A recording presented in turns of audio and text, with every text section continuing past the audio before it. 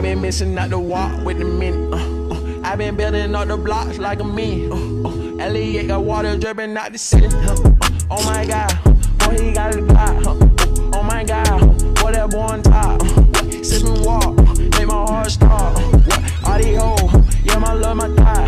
Yo, all let go, put her on roll, put that whole payroll, put that whole on go. Yeah she like to go, yeah she love to blow. Get that dick so, like a snow cone. Yo, get that bag, show 'em how to ball. I'm in the mall, you know what I'm saying?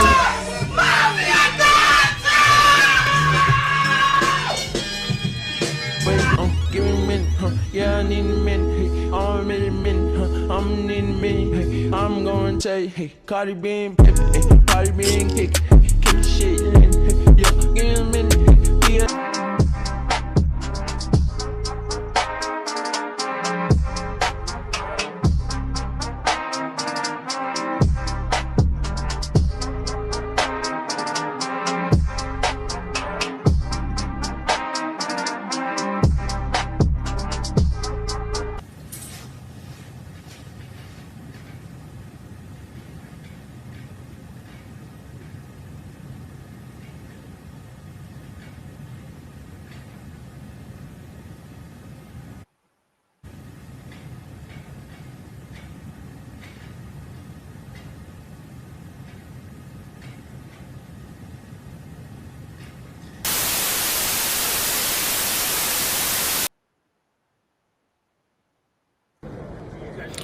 Hey, what's good, y'all? It's DGE, Dolphin Gang Entertainment. It's your boy DG, and we back with another video. And today we're going to be talking about day 3 of free agency. Dolphins ain't really make no moves like that, but they were at Georgia University, the University of Georgia, to see some prospects that are coming out of Georgia that they might spend a 13th overall pick, their second round pick, third round pick, you name it. You know, there's a lot of prospects in Georgia that the Dolphins should try to target. You know, main two people, Jalon Walker, who he is with right now, and Malachi Starks. You know, we definitely need a safety. We need another safety to put alongside Ashton Davis, a very, very good safety. So I think based off the Ashton Davis signing, I feel like the team will go safety, either the first, second, or third round pick. We will select the safety, man. So we just don't know who. We don't know who. But it does seem like since the Miami Dolphins are at the Georgia Pro Day, that might mean that they're intrigued with Malachi Starks. I forgot what number he was with Georgia. I forgot. But right here we got Jalon Walker, probably the next Micah Parsons, the Buckets Award winner, the best linebacker in college football. Of course, you got to meet up with him. Every year you got to meet up with a guy like this.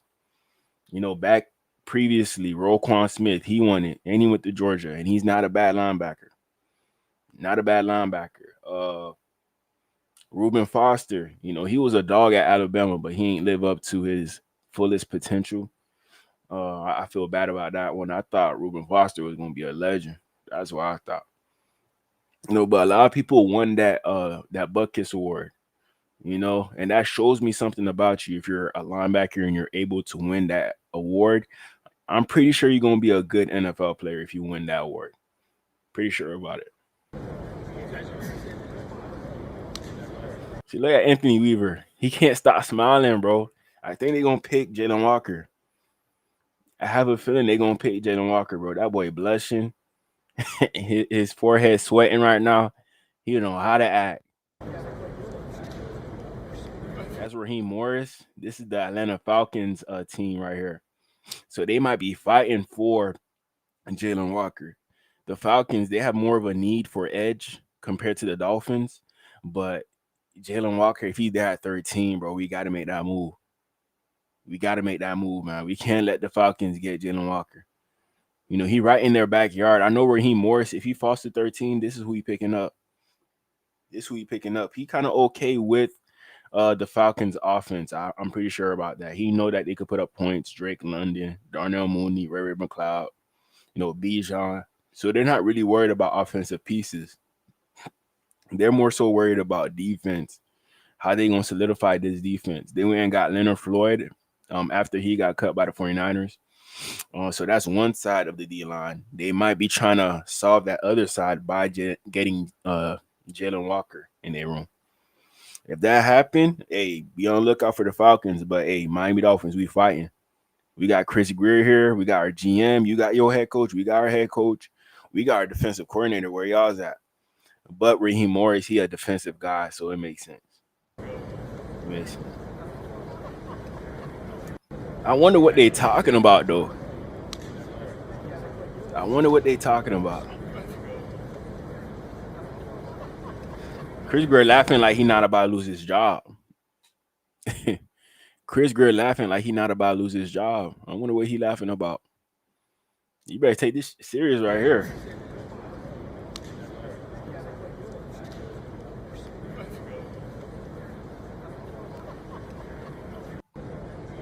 But I'm pretty sure the Dolphins like Jalen Walker. This is like a good sign that um Jalen Walker, he could be a Dolphin. Could be a Dolphin. If we get him with our 13th overall pick, we got other needs, but with number 13, we gotta go BPA, best player available, and most likely it's gonna be Jalen Walker. It's most likely gonna be him, but there's gonna be a good player that falls to us, and we probably can't pass up. Probably can't pass up. So I think we're gonna do a good job with our 13th overall pick in this draft. I think we're gonna do a good job.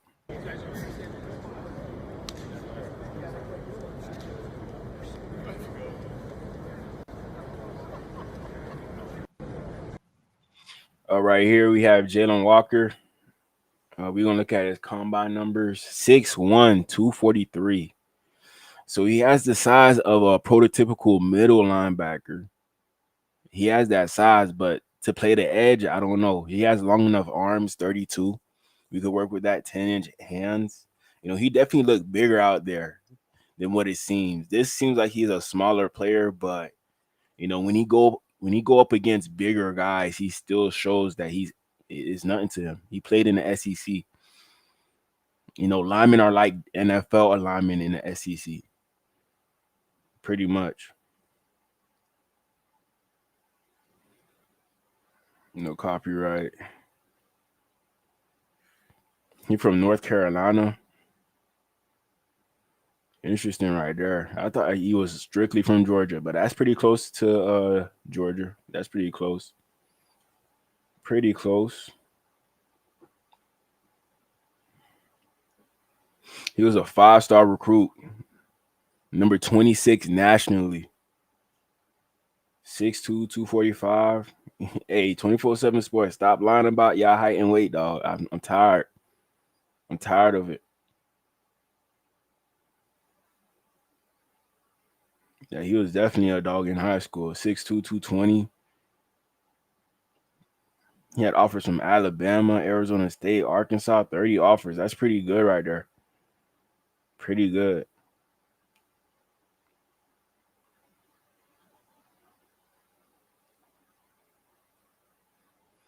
Campbell, like, come on, man. Campbell, be serious, bro. You're like a D2 school.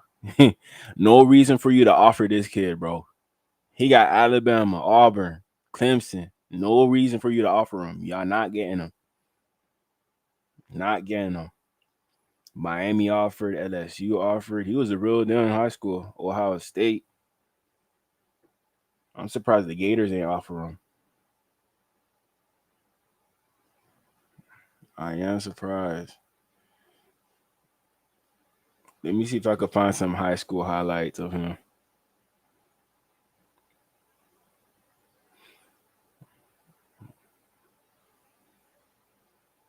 I better see like 30 sacks.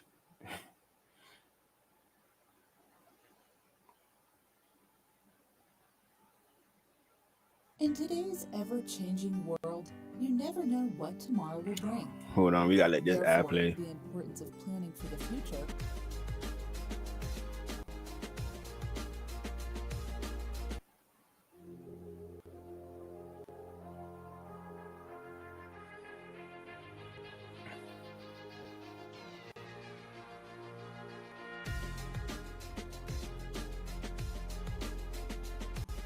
Okay, you ready now? He right here.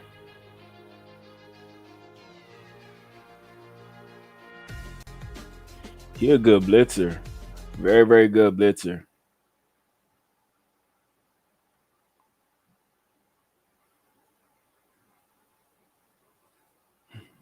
He pretty good at keeping outside contain. He pretty good at that. Like he playing standing up. He playing on the edge. He doing everything out there. Like I know Anthony Weaver gonna know what to do with this guy. Oh, he played running back too? Or fullback. Okay.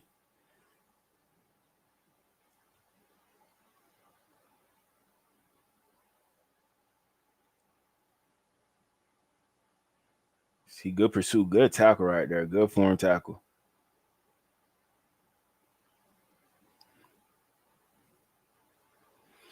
You know, he not playing out of control either. He seemed like he flows smoothly playing linebacker. It's not something out of his nature. So if you really need him to stand up back there, you know, we could do that. You know, let him play alongside Jordan Brooks, two headhunters on your defense. What more you can ask for? Good hit. Good hit.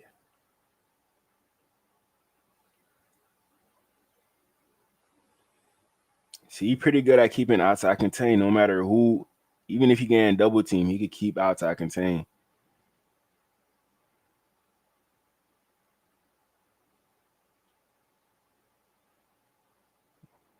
He got good pursuit speed. Once he going in run direction, you're not running away from him. You're not running away from him. I know he gonna have a private workout in April 17th, I think, because I think he got hurt working out. So that's why he ain't do nothing at the Georgia Pro Day.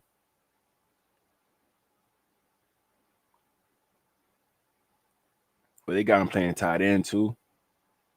A pretty good blocker. He pancaking people. Okay.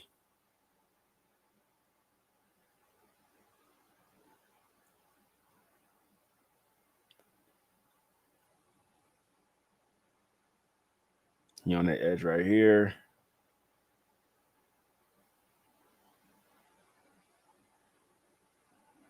Good pursuit. Yeah, I'm hoping he running like the 4.5s, 4.4s. You know, hopefully not slower than that. Hopefully not slower. But it seemed like he's not a combine guy. It seemed like he a football guy. You gotta watch the tape to see the speed. Like he might run a slow 40, but on film it looked like he run faster than that.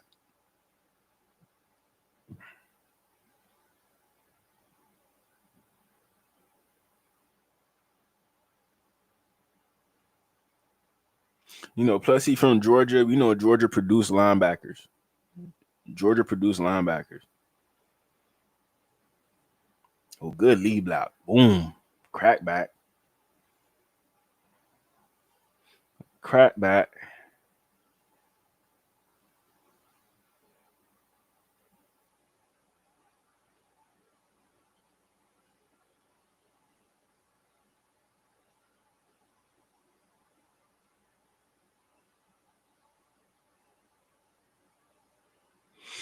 Yeah, he was a pretty good prospect, bro. I'm not gonna watch the whole high school highlight. You know, I got a life, but here we're gonna go to the reporting of him hurting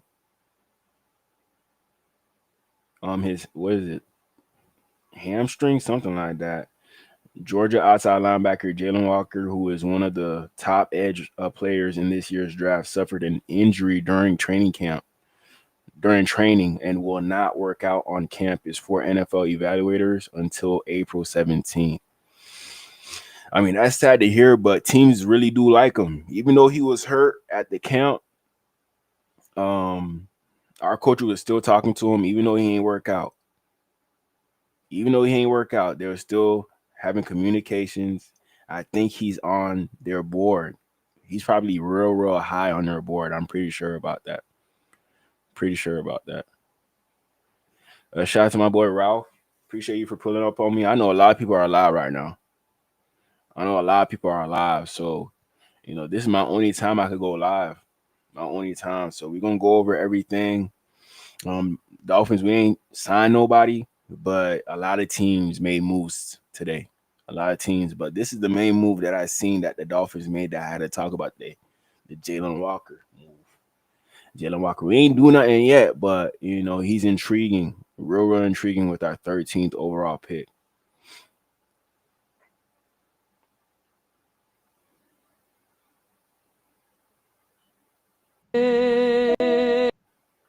No copyright. We just gonna react to some clips of Jalon Walker. Here they got him standing up at linebacker, going up against Arch Manning, the nephew of Peyton Manning, a legend. We're hoping that he could fall to us. If Tua don't work out, this is the guy we hoping that we get. This is the guy. See, so right now he playing that QB spy. He playing that QB spy. Arch Manning, he's a threat with his legs. He could low key run. He could definitely low key run. So Jalon Walker, they use him as a spy a lot. You can use a safety. You can use a slot cornerback to be a spy. But when you're a linebacker and they're using you as a spy, they gotta trust you with the speed. They gotta trust you with this. So they gave that power to Jalon Walker. Look what he does on this. Look how fast he get there. Boom, give me that sack. That's why I'm telling y'all he's good at keeping outside contained. That's like the trait that I'm seeing the most when I watch his tape. Nobody goes on the outside of him. Nobody. Even though he's 6'1", 243, he still could keep contained. See, he's smooth with his movements. Seems like he got good hips.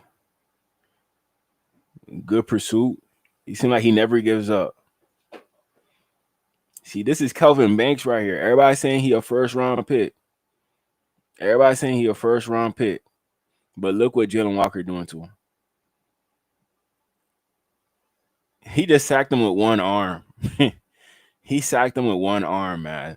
With this game too, they took out Quinn Ewers. They took out Quinn Ewers because he wasn't doing good enough. They took him out. They put Arch Manning in. He wasn't doing good enough. Like Jalon Walker, he was just messing up this game.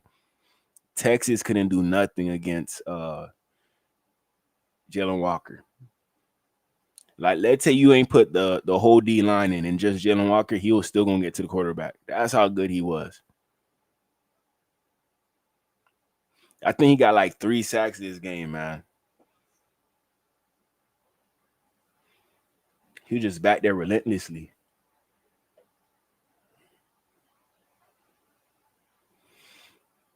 I low key will put him up there with like Roquan Smith, man. I think he that good. Like defensive rookie of the year potential. Defensive rookie of the year. I see that with Jalon Walker. I see that. We had Chop Robinson. We low key could have said that he should have been defensive rookie of the year. I think he had the same or more sacks than Jared Verse. The same or more. But if we get a guy like this, bro, he gonna definitely be in the running to be that main guy. Most definitely. He gonna fit right like a glove in our defense. Right like a glove. This is like installing Micah Parsons on your defense. You see how the Cowboys using Micah Parsons on their defense? Not every team has a Micah Parsons. So when somebody very similar to him comes out, we gotta take the risk. You gotta take the risk. Abdul Carter, that's another guy that could be like a Micah Parsons. We could take the risk with that. Arch Manning is all hype. Dude has only played during trash time, but hey, he got this year to play a few games, start and see if he has potential. A lot of NFL teams are watching him. The New York Giants, I think they're watching him because his uncle used to play for them, Eli Manning. So Giants could be a spot for him. That would be real cool right there. Real cool. Nah, bro, I want to see Will Johnson as our 13th overall pick. Hey, I'm not canceling him out either. I'm not. That would be another good option to pair up alongside Jalen Ramsey. And then boom, as soon as Jalen Ramsey leave, we got another Jalen Ramsey on our team, Will Johnson. Because Will Johnson traits definitely could translate in regards to him being close to as good as Jalen Ramsey.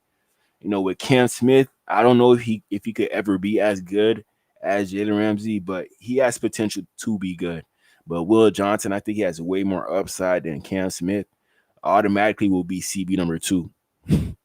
Automatically, they're probably going to tell Cam Smith, hey, there's a competition for CB2. But in their head, they're going to know it's going to be Will Johnson. They know it's going to be Will Johnson. But like I'm saying, man, like BPA, best player available with our first round pick. Best player available. I know we need O-line. I know we need cornerback. We need a lot of things, man. But we got a lot of draft picks in this class.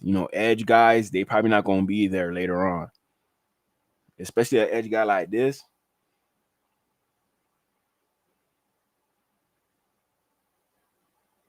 And I've been hearing he been interviewing well with GMs and head coaches.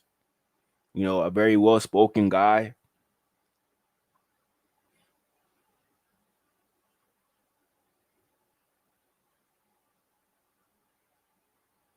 Just look at Anthony Weaver's face right here. This says everything, bro. Anthony Weaver, he licking his lips, looking at him. Oh man, imagine what I can do with Jordan Brooks and Jalen Walker. Just imagine, bro. I'm thinking D tackle or safety at pick number 13. That's what it's looking like. That's what it's looking like right now. I would like Dolphins to add Asante Samuel Jr., cornerback, to pair with Jalen Ramsey. I heard some rumors that the Dolphins, they contacted Asante Samuel Jr., but nothing set in stone yet. There's still a few days of free agency. Hopefully, we get some good news pretty soon. Asante Samuel, that's another guy I'm looking at. Tevin Jenkins, that's another guy I'm looking at. Hopefully, the Dolphins could sign him. There's still more work to be done. Still more work. I've been hearing rumors that there could be a cut coming, so we can have more money, so we can get a few more guys. Man, I don't think the Dolphins are done. I think we have a good 3 guys in us left to sign. A good 3 guys. We've been signing cheap. We ain't blow the bank for one player just yet. In my belief, we ain't blow the bank yet. So we should have some more guys coming in. We should have some more guys coming in. We're gonna see though. We're gonna see. Right here, I have Jalen Walker up against Clemson. Let's check this out. Good rip move. Bomb. Once he get you in this position, it's over. Y'all can't see. Once you in this spot and he got to catch up to you, you're not running away. Maybe Lamar Jackson, maybe Justin Fields could do it, but anybody else, I don't know. Like when he in this spot, he smell blood. Ain't no way you getting away from him. He smell blood at this spot.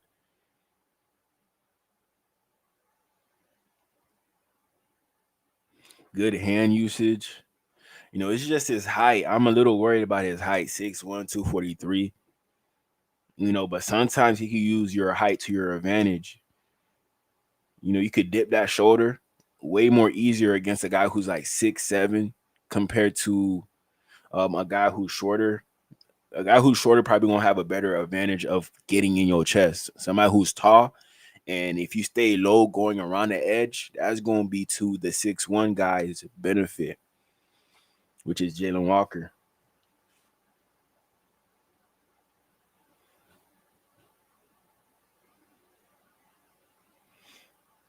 Man, I could just see it, bro. Number 11, Miami. I could just see it, bro. I could see it. I could see it. But we got other options, like y'all saying, man. We talk with him throughout the draft. Jalon Walker from Georgia. There's been a lot of talk with him throughout the draft season. He's been lower on my big board versus consensus because for a long time, if he's listed as a linebacker, I don't really love his linebacker tape. I don't really love his feel in coverage. If he's listed as an edge rusher, okay, I see that a lot more. I see the higher return on investment, the fruits of what his talents can bring as an edge rusher, but is he really built like an edge rusher? He was asked sort of about. That's what I'm saying. He's 6'1", so that kind of worries me about him, but he did at the highest of levels, Georgia, so I don't even want to question his height and his weight. We see Hassan Reddick do his thing at 6'1", around his size. Him and Hassan Reddick about the same size. So if Hassan Reddick could do it, he could do it too. You do question a guy who gets after the quarterback a lot, his coverage ability, you do question it, but I think Jalon Walker, he gonna be a average linebacker at minimum. Average linebacker, man. And he got a lot of people to learn from in our room.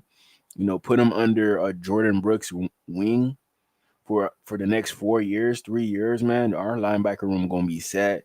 If you need some help on the edge, we could put Chop Robinson on one side, Jalon Walker on the other side. We gonna get pressure. We gonna get pressure for sure. Whoever your quarterback is, we gonna get pressure, man. About his defensive position and where he's going to play. He's a linebacker, he's an edge rusher, and we got a little bit of a quote there from him when he was at the podium. Take a listen. A lot of teams want me to still be in that position of playing multiple positions for their club, so I'm excited for it. So later he said, I'm a ball player. My favorite position is being on the field. And you love to hear that. And to be honest, his background with his dad being a longtime coach and just being a coach's kid, and he was just so professional, and I loved how thoughtful all of his answers were. You could tell he wasn't just answering these questions to try to get out of his podium session. He was genuinely answering them because there are a lot of questions that he's even had before, right? Like, oh, what's your favorite position? Who do you watch? Who do you model your game after? What's your go-to pass rush move? Jalon. Shout out to Jalon. We have a lot of Jalons on the Miami Dolphins, so we could add another one. You're not gonna hurt.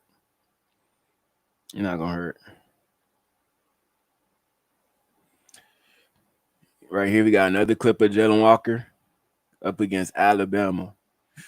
Let me answer y'all questions first. I believe we overpaid for his. He banked on his youth. Hey, I'm not even gonna argue with you, bro. I'm not even gonna argue. Quarterbacks, they making a lot of money now. They're making a lot of money. So $6 million, I think that's where he could reach $10 million based off incentives. So that's not bad compared to what these other quarterbacks costing. Would you have paid what the Jets gave Justin Fields, $20 million, while we have 2 on the roster? Probably not, and there's no way that Dolphins were going to come up with enough money to sign a guy like Justin Fields just to be the backup. I feel like Justin Fields, he probably would have took a backup role unless a team wanted him as a starter. That's the only reason why he signed with the Jets. If the Jets weren't interested in him being a starter, he would probably just go to any team to be the backup. But the Jets, they were desperate enough. They needed a quarterback, so they went after Justin Fields, former first-round pick. So they made the investment. But here we have Jalon Walker going up against, to be honest, this guy right here, he probably the strongest guy in college football. I think he squat like 800 pounds. The guard that he lined up against, very, very strong guy. So let's see what he does against him. Made him look like a JV player, like he just started playing football. I think his name Javion Cohen, number 77. He stayed another year. But Jalon Walker making it look easy against a guy who's probably stronger than a lot of NFL linemen. He definitely is. I think he made the Bruce Feldman's freak list. I think he did.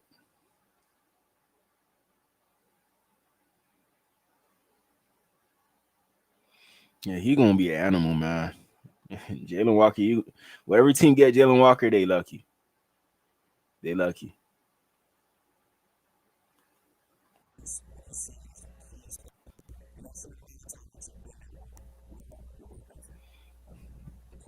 Audio don't even work. It look like he in Miami right here, don't it? A lot of guys that will be different. You know, you're not going to find a lot of guys that will be at 4 positions in one series. So I feel that makes me the different chess piece that no one else can compare to. Different. 4 different positions, bro. Talk about versatile. Talk about versatile. He got that. He got that. Right here, we got another clip. Jalen Walker, he's right here at the edge. I think this is against Clemson. And that's holding right there. And he still got the tackle. That's holding right there. He still got the tackle. Some dudes, they done after this. Being in this position, they done. They done. But Jalen Walker, he going to go toe-to-toe with anybody. It don't matter. It don't matter. Get off me. That boy, he's just a dog, an animal.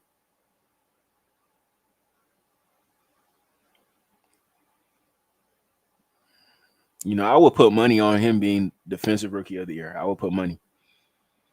I would put money. This is him when he won the Buckus Award.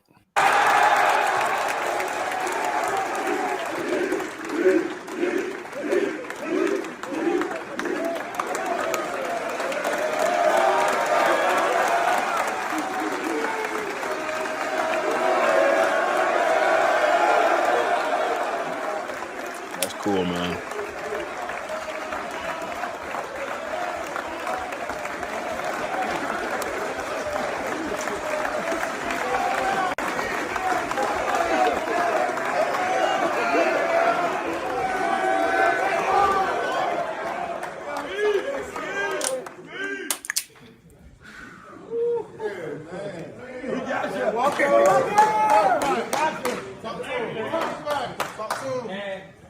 I appreciate y'all every single day. I mean, the buy-in that I get from you guys motivate me to do better. I mean, every single day, y'all see me put my best foot forward for moments like this. Without y'all guys, I wouldn't be able to be the player or the person I'll be here today. So I appreciate y'all. They got all the years they won the championship on the wall. All the years.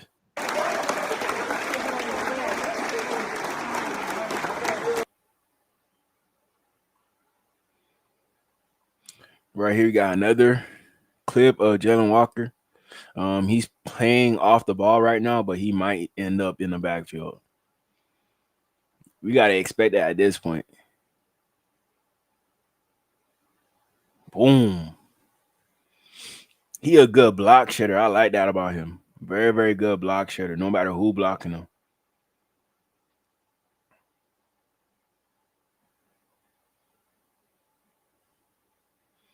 I know he's a yeah.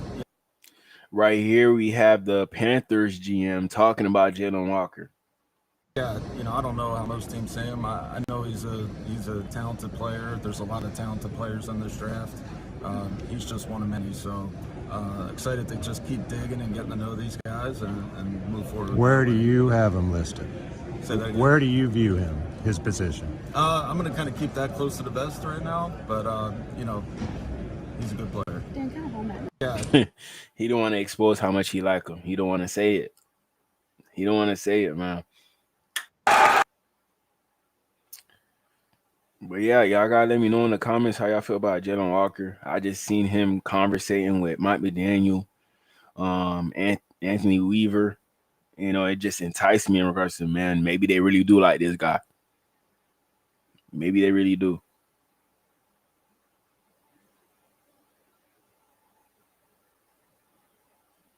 All right. Right here, I have a little interview of Jalon Walker. How are you feeling? Jalon, we're going to... Let me get to y'all comments first.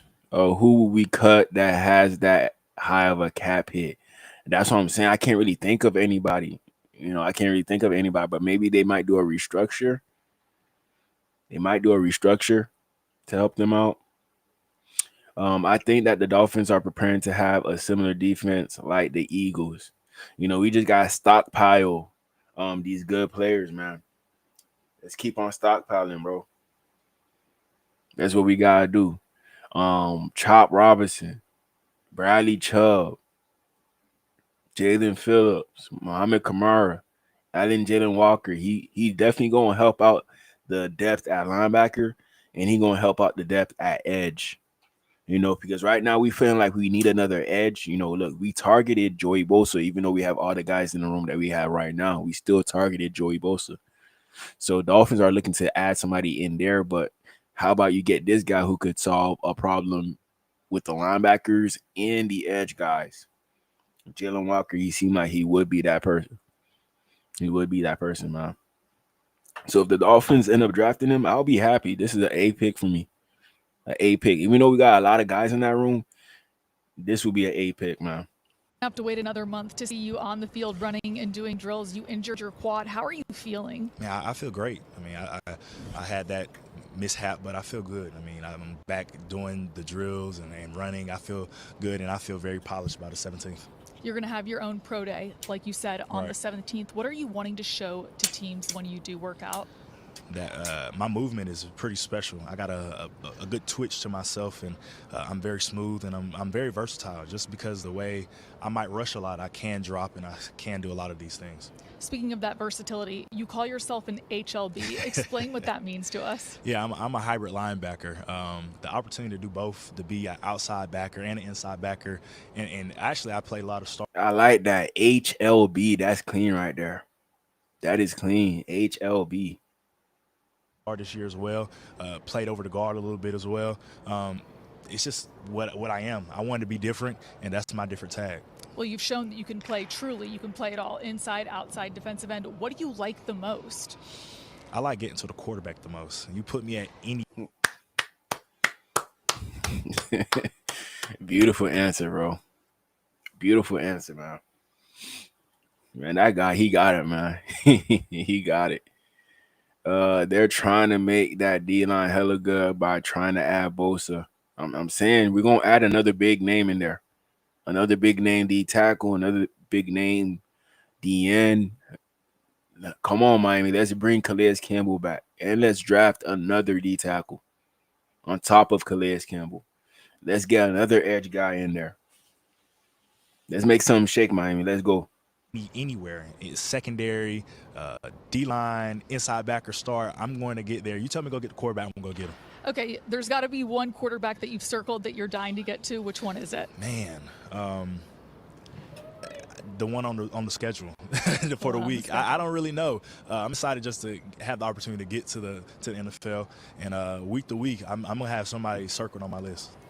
What's the pre-draft process been like for you? Have you gone on any visits? I haven't gone on any visits yet, but I do have plans to go. Miami. Pre-draft process has been great. I mean, I enjoyed my time, training with the guys at the facility in Plano, at Dallas Exos, the opportunity to come back to Athens and enjoy Pro Day. It's been well. I mean, I'm enjoying the process and the people I've been meeting. Thank you so much for the time. We can't wait to see where you go next month. Thank you. Shout out to that boy Jalon, man. Shout out to that boy Jalon. Next, what we gonna do? We're just gonna go over the signings that happened today. We're just gonna go over the list for each team. Let me zoom out a little bit.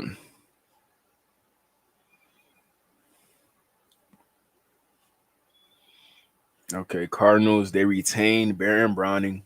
They traded for him last year. Retained him. Joey Blunt, 2 years, $4.75 million. Evan Brown re-signed him. Zay Jones, they re-signed him. It seemed like Kyler Murray, he happy with his receiving core. He's happy with them boys.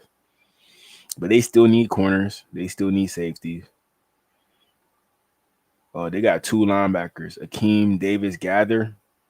This is a good pickup right here. Only $11 million on 2 years. That's not bad.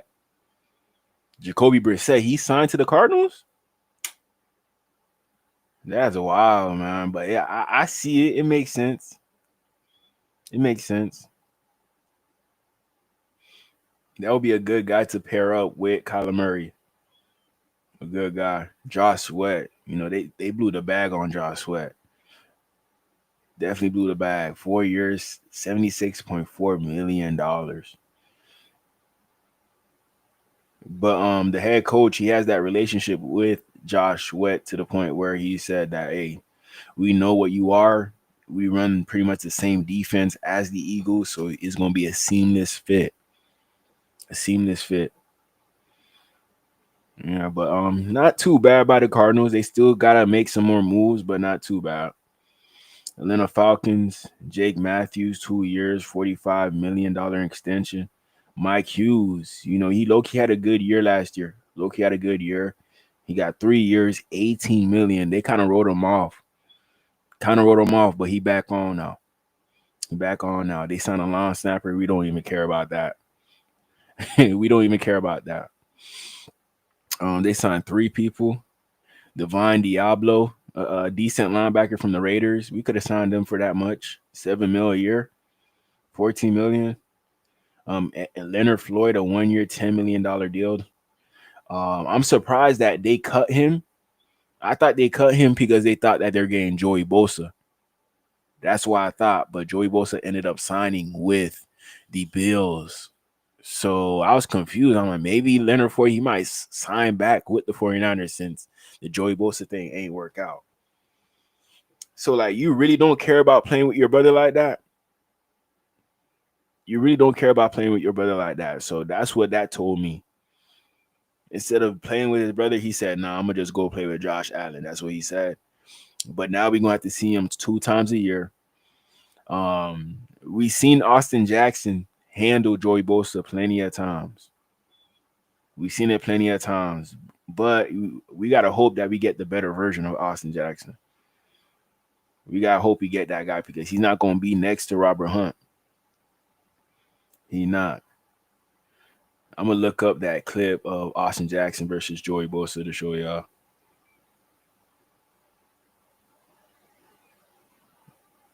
Let me see. I don't even think he's going to cause that much of an impact in Miami, not in Miami, Buffalo. I don't think he's going to do nothing with Buffalo. He's going to do something, but not something to the point where they're going to the Super Bowl. He don't move the needle for me. If they get another edge guy to pair up with Gregory Rousseau and Joey Bosa, that's when I'll be worried. That's when I'll be worried.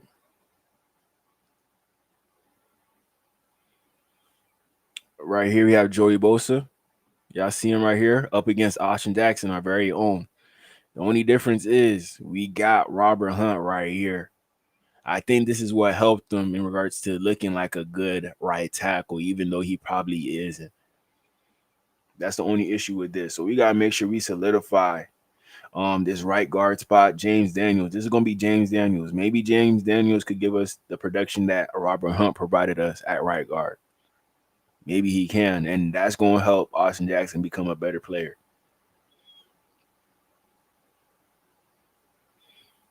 You see, he doing this to Joey Bosa, the Bills' new DN.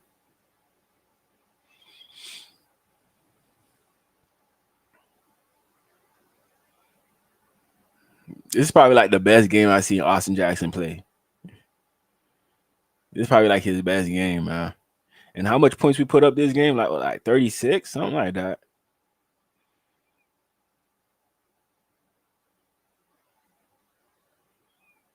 Yeah, Austin Jackson, he was on one this game. Definitely on one.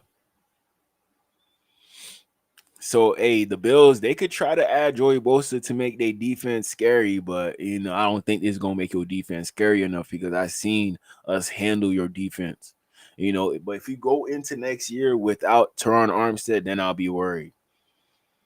Austin Jackson versus Gregory Rousseau, I think this is not happening to Gregory Rousseau. Joey Bosa, we see it happening now. We see it happening now. Definitely see it happening now. But let's get back to the list. Mike Ford, they signed another cornerback, 2 years, $4 million. So it's whatever average day for the Falcons. The Baltimore Ravens, they signed Ronnie Stanley to an extension, Patrick Layard to a 1-year deal, and DeAndre Hopkins. We all thought DeAndre Hopkins was a definite possibility for the Ravens. We all thought that, but he ended up going to the Chiefs. It seemed like he ain't work out with the Chiefs. They ain't re-sign him. They re-signed Marquise Hollywood Brown instead of him.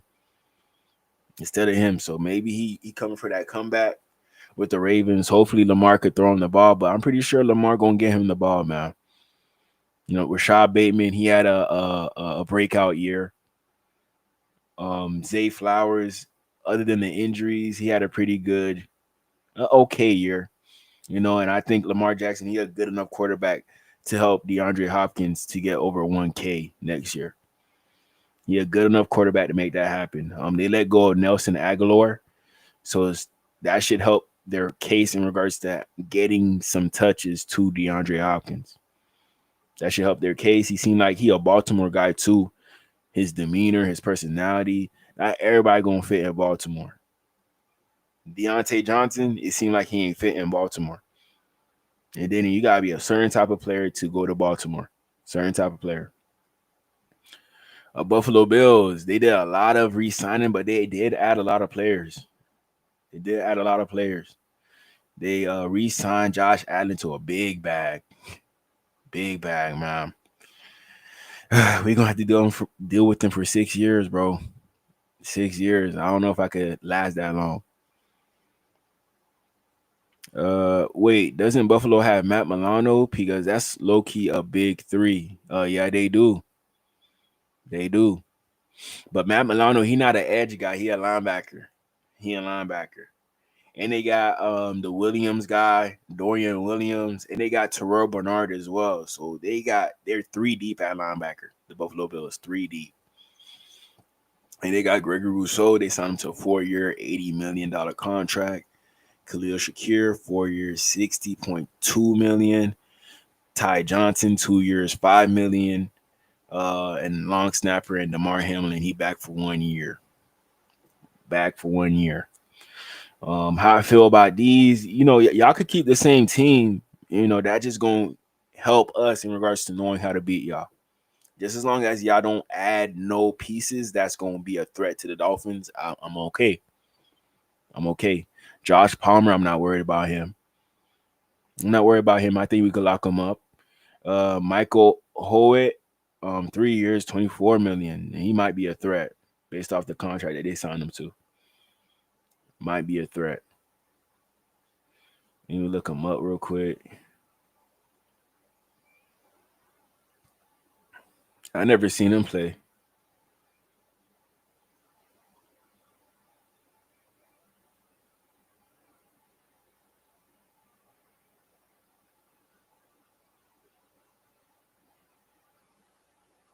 Okay. What number is he? I don't see his number.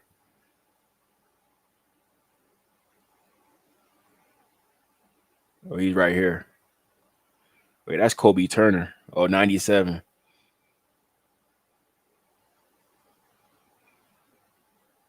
He don't look like a D tackle. He looks smaller than a D tackle.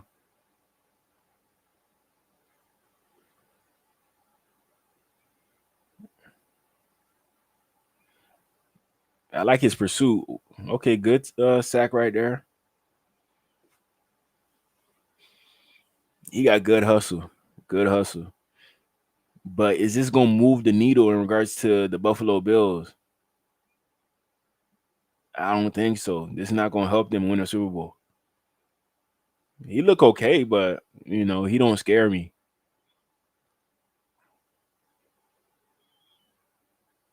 He does not scare me, man.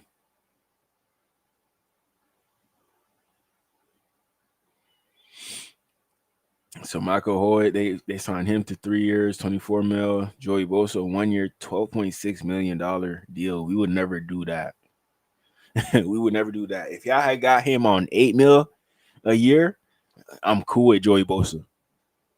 Anything over 10 mil, I would have been hot if we signed him. Anything over 10. They signed Larry Ogunjobi. That's his name.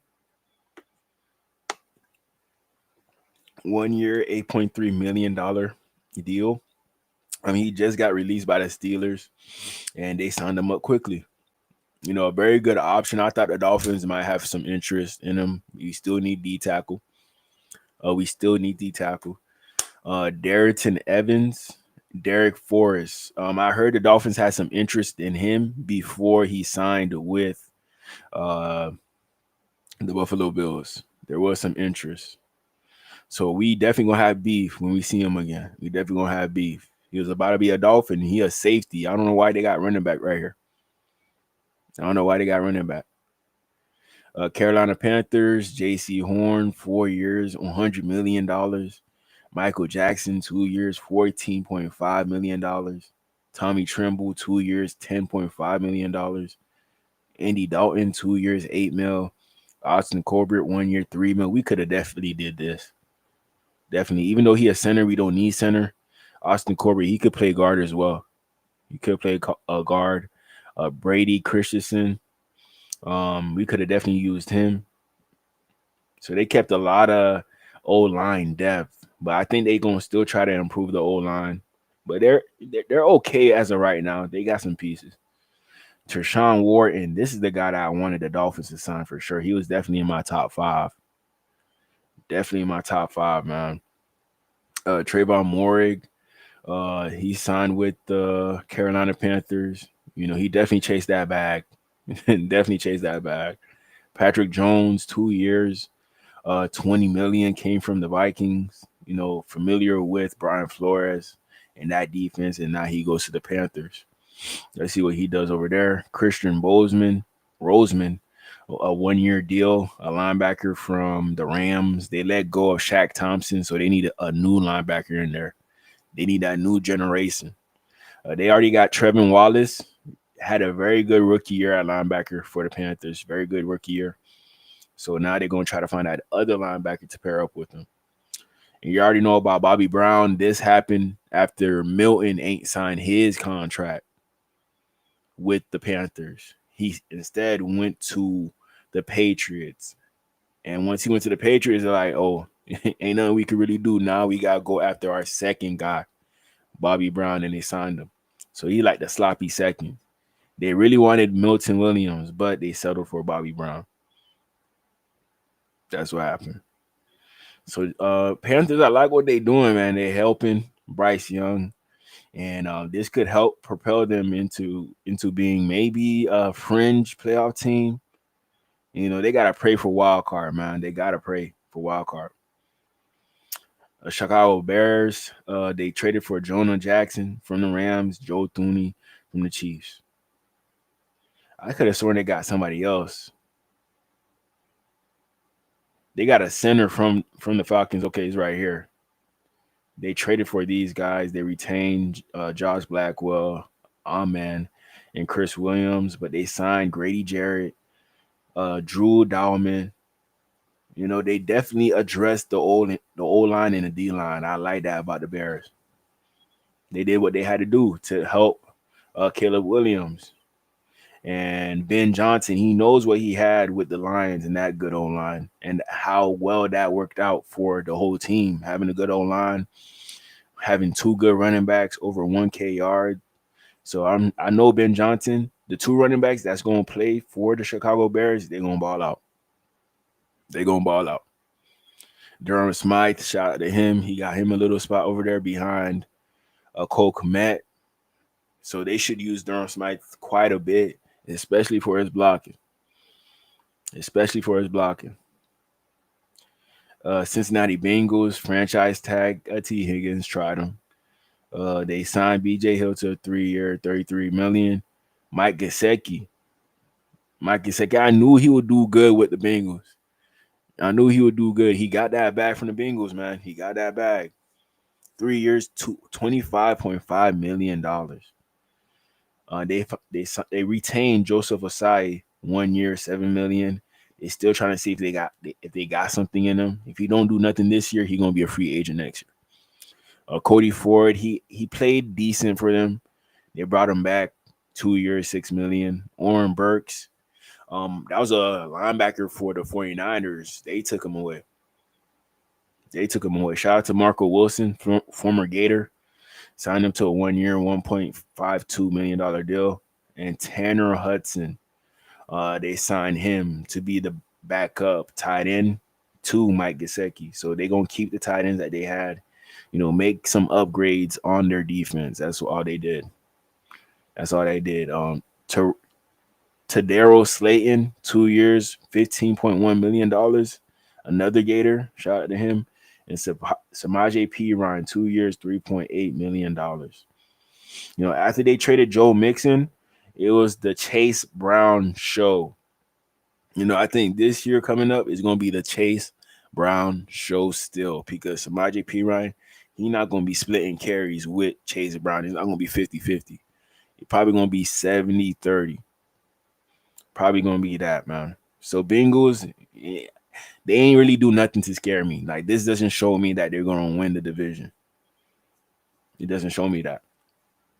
Cleveland Browns, they traded for Kenny Pickett.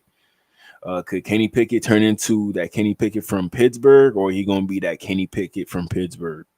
He went to Pittsburgh College University, same school as Dan Marino. Got drafted to the Steelers, ain't really do nothing. Went to the Eagles. He had an okay game with the Eagles. I'm not even gonna lie to you. He had an okay game. I think it was against the Redskins. Jalen Hurts, he got hurt, so Kenny Pickett, he had to go in. But Tanner McKee looked better than Kenny Pickett. Tanner McKee. Let's check out his stats and what he did. See, this year, 291 yards, 2 touchdowns, 1 interception.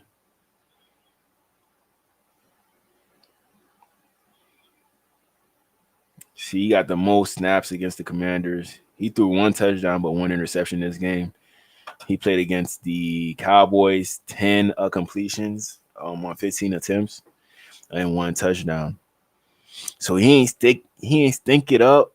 Look, they put up 33 points with Kenny Pickett. So that's not bad. That's not bad. Even though they lost the game, defense could have did better. They scored 36 points. They scored 36. It seemed like he got in during this game at garbage time, but it still did his thing. 10 of 15, 143 yards, 1 touchdown. So shout out to Kenny Pickett getting that job. NFL team still not giving up on him. They re-signed Myles Garrett, the trader, 4 years, $160 million. I thought you wanted rings, man. That's what you said. You wanted rings. That's what you said, right? But hey, for that bag, people will do anything nowadays. Just for money, people will do anything, man. Malik Collins, they signed him to 2 years, $20 million. Cornelius Lucas, 2 years, $10 million.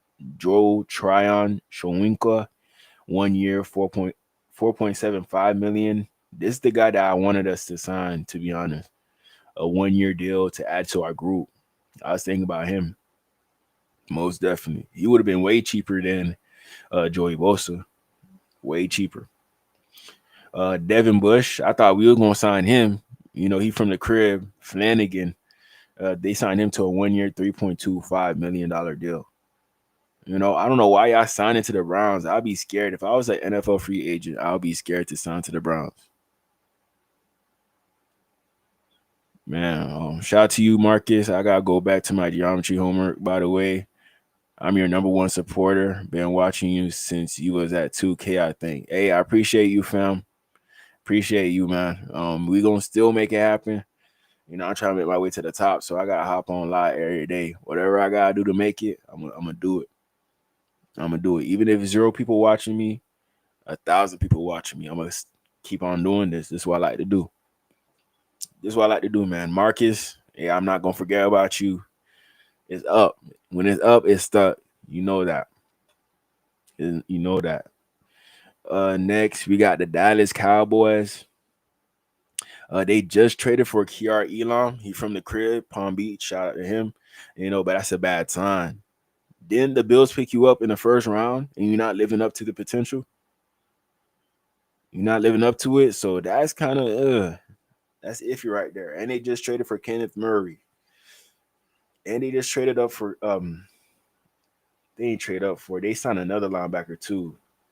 Sanborn. They signed him to a 1-year deal. So it seemed like they solidified their linebacker room. All in a matter of a day. We all thought that the GM not working, the owner not working, but them boys, they putting in work, man. But the signings, nothing to hang your hat on. The best signing, in my opinion, it might be Peyton Turner. It might be him. Everybody else, they don't really move me like that. Solomon Thomas, a former first round pick. Everybody thought he was going to be the next Aaron Donald. He ain't live up to that.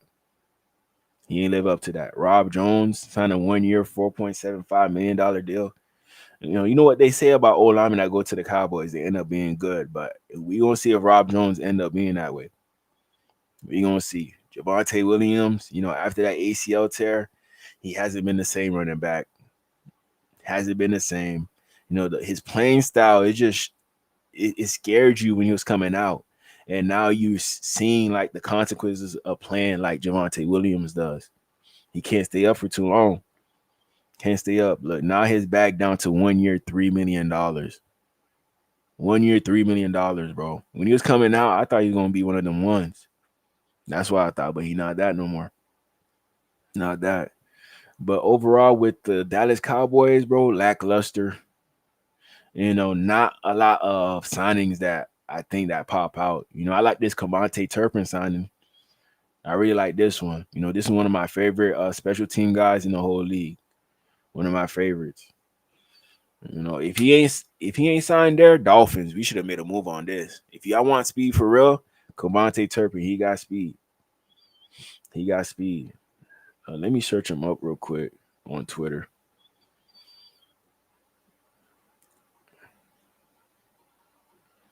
Let's search him up. I don't know if y'all remember TCU.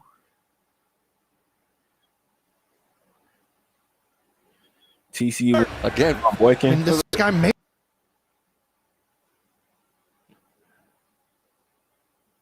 Not everybody played this position right here. The QB spy, especially on flag, you gotta be a fast person if you're gonna be the QB spy. You gotta be a fast person.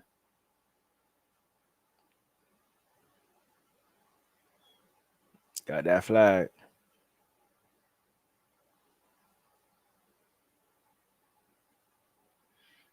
Yeah, you can't run away from him.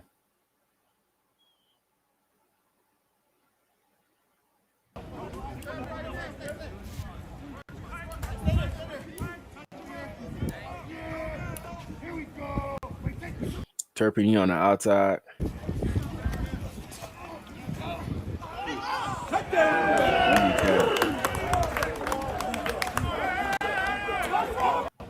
Turpin, he probably the fastest person on your team. Probably the fastest.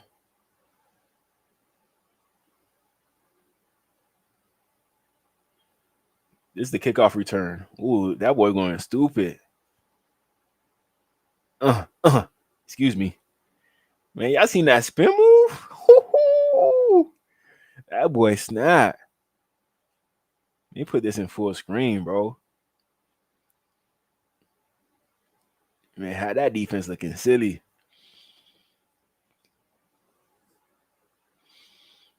He not Devin Hester. He not prime, but he definitely he close to that Cordell Patterson type of timing. I don't know if y'all remember Cordell Patterson. Probably the best returner of all time in the NFL. Probably the best.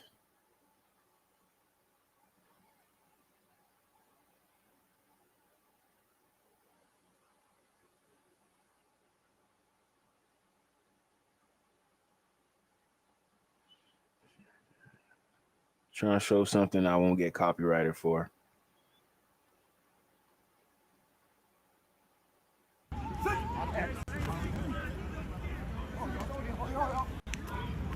This is actually our receiver coach right now. The Dolphins receiver coach, this is him.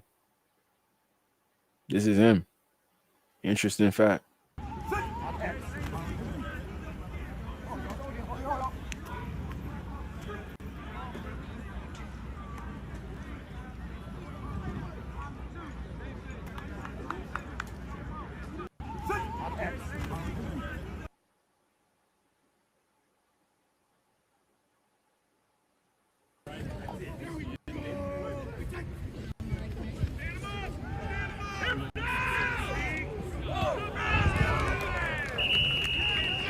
Oh, quick hair.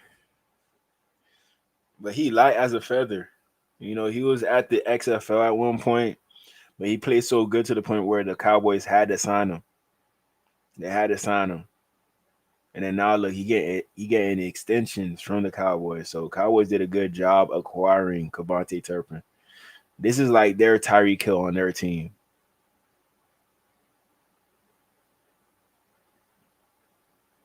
He definitely showed his worth with the Cowboys, man. I'm proud of him. Proud of him. Got one coming right here. Come.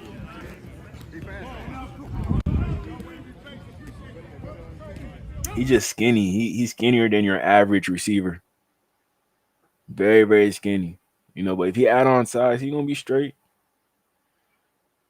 He's gonna be straight. Was this him in high school? That was like $160 on this one. $160.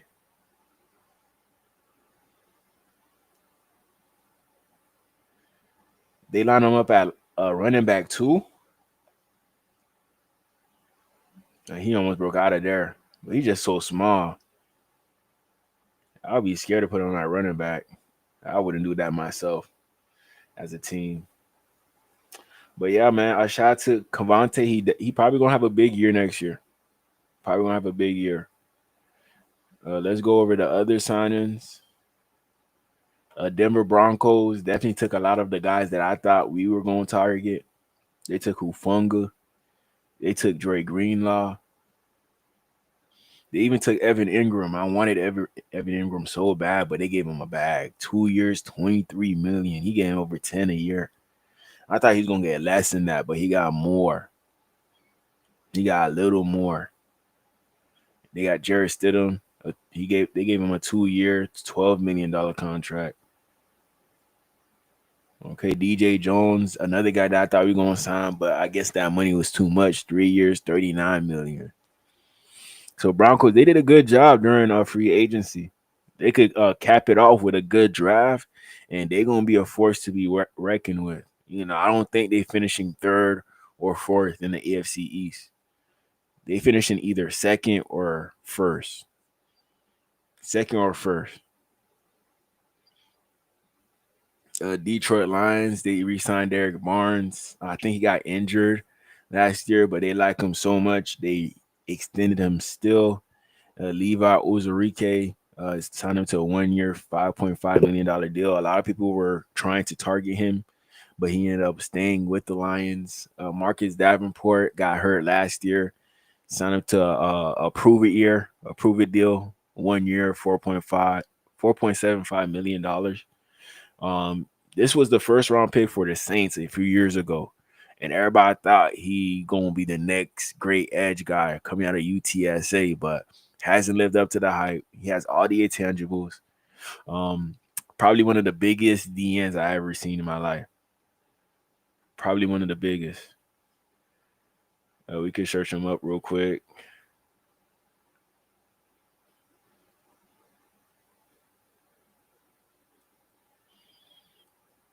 Like, no way you this big and you can't really make a name for yourself in the NFL. No way.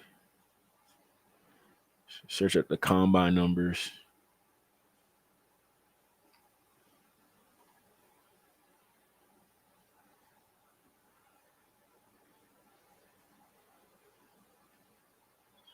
What happened to Fam? That boy got a big scar. But 6'6", 33, 5'8" arms, 264 pounds. That boy is definitely like that. Pick number 14. Pick number 14. Now you're hopping around from team to team. You can't even find a home. You can't. Good 40-yard dash for a guy over 260, 4.58. Decent 10-yard split, 22 on the bench. Not bad, man. Not bad. I'm just wondering as to why it hasn't worked out yet for any team, but the Lions, they like him. They like him. Even though he doesn't have a lot of games with the Lions, it seems like what he has shown them based off when he did play, they liked it a lot. They liked it a lot, but they still need another edge guy. I know they were in the running for Myles Garrett, but they ended up keeping him. So that's out the books. So they're probably just gonna get somebody in the draft. They're gonna get somebody. Maybe Jalen Walker, maybe James Pierce. They might get him. That's another option that's gonna fall. Most definitely. They signed Roy Lopez, D tackle from Texans, to a 1-year deal. Grant Stewart, definitely gonna be some good linebacker depth that they need. He got that Troy Polamalu build, long hair, grazing. He definitely going to lay that wood too. Definitely going to lay that wood. DJ Reed, this is a big signing right here. 3 years, $48 million. 3 years, $48 million to be the cornerback number 1 for the Lions. They definitely going to need it in this division, but I see Justin Jefferson cooking them every other game. There's a lot of good receivers in that division. I don't know if DJ Reed going to handle it by himself. They got to add another cornerback here. Got to add another quarterback. They got Terrion Arnold. They got him over there, but I don't think he's going to be enough. I seen him get cooked too much last year. Cooked too much to the point where I don't think he's going to be a good number 1. He probably be a good number 2, but I don't think he's going to be a good number 1. So that's why they brought in DJ Reed to help him out. That's why they bought him. Lions, I don't know if this is going to move the needle for them, but, they did what they had to do based off the money that they had. They did what they had to do. Green Bay Packers, they ain't really do too much. Signed a kicker, retained a kicker 3 years, $15.3 million. That's a lot of money to a kicker. I'm not going to lie. That's a lot of money. Isaiah McDuffie, 2 years, $8 million. Played pretty well for them at linebacker alongside the rookie that they had from Texas A&M. Aaron Banks, a 4-year, $77 million contract. Guards, they making money now. Tackles, they making money now. We got to stop sleeping on them boys, man. They worth the money. Y'all see how important it is to protect your quarterback. So the Green Bay Packers, they definitely are focusing in on that. And also they signed Nate Hobbs. They might lose Jair Alexander. Might lose him. So this is the best that you can do. You're going to definitely need another cornerback, not just Nate Hobbs. But there could be some signings going on right at this minute. Could be some signings. So we got to be patient to see what the Packers pull off. Got to be patient. Christian Kirk, Houston Texans, they traded for him. Tank Dell, probably going to be gone for this year. That's sad right there. I feel bad for him. I feel so bad, bro. I don't even think he's going to play again. I'm not even going to lie to you, man. I don't think Tank Dell going to play again. He just, I don't know. I do want to see him play again, but I don't think so. I don't think so. CJ Gardner-Johnson from the Eagles. I heard somebody say that he cried or he was shocked that he got traded. But that's what happens when you win a Super Bowl. They're going to try to poach your players. Look, he had all the right players to take you to the Super Bowl. Maybe if I add this player to my team, that could take us to the level as to where we're competing for Super Bowls. So, like the Eagles, they all drained out. They still got the young talent, but it's just like the older talent, they let them go. Darius Slay, he gone. CJ Gardner, he's gone. Who else is gone? Milton Williams, he's gone. James Bradbury, he was the starter, but the rookies took his spot. He's gone. So yeah, Eagles, they definitely cleaning the house, but they got no choice but to. They got no choice but to. Let me see. I got a video of CJ Gardner's reaction to hearing that he got traded. I just gotta look for it. I gotta look for it.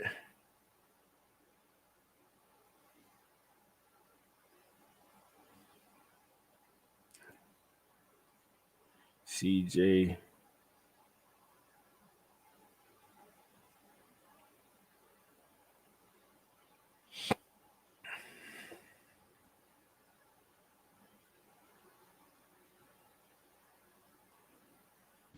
It's only how many? It's only been two Super Bowl teams here.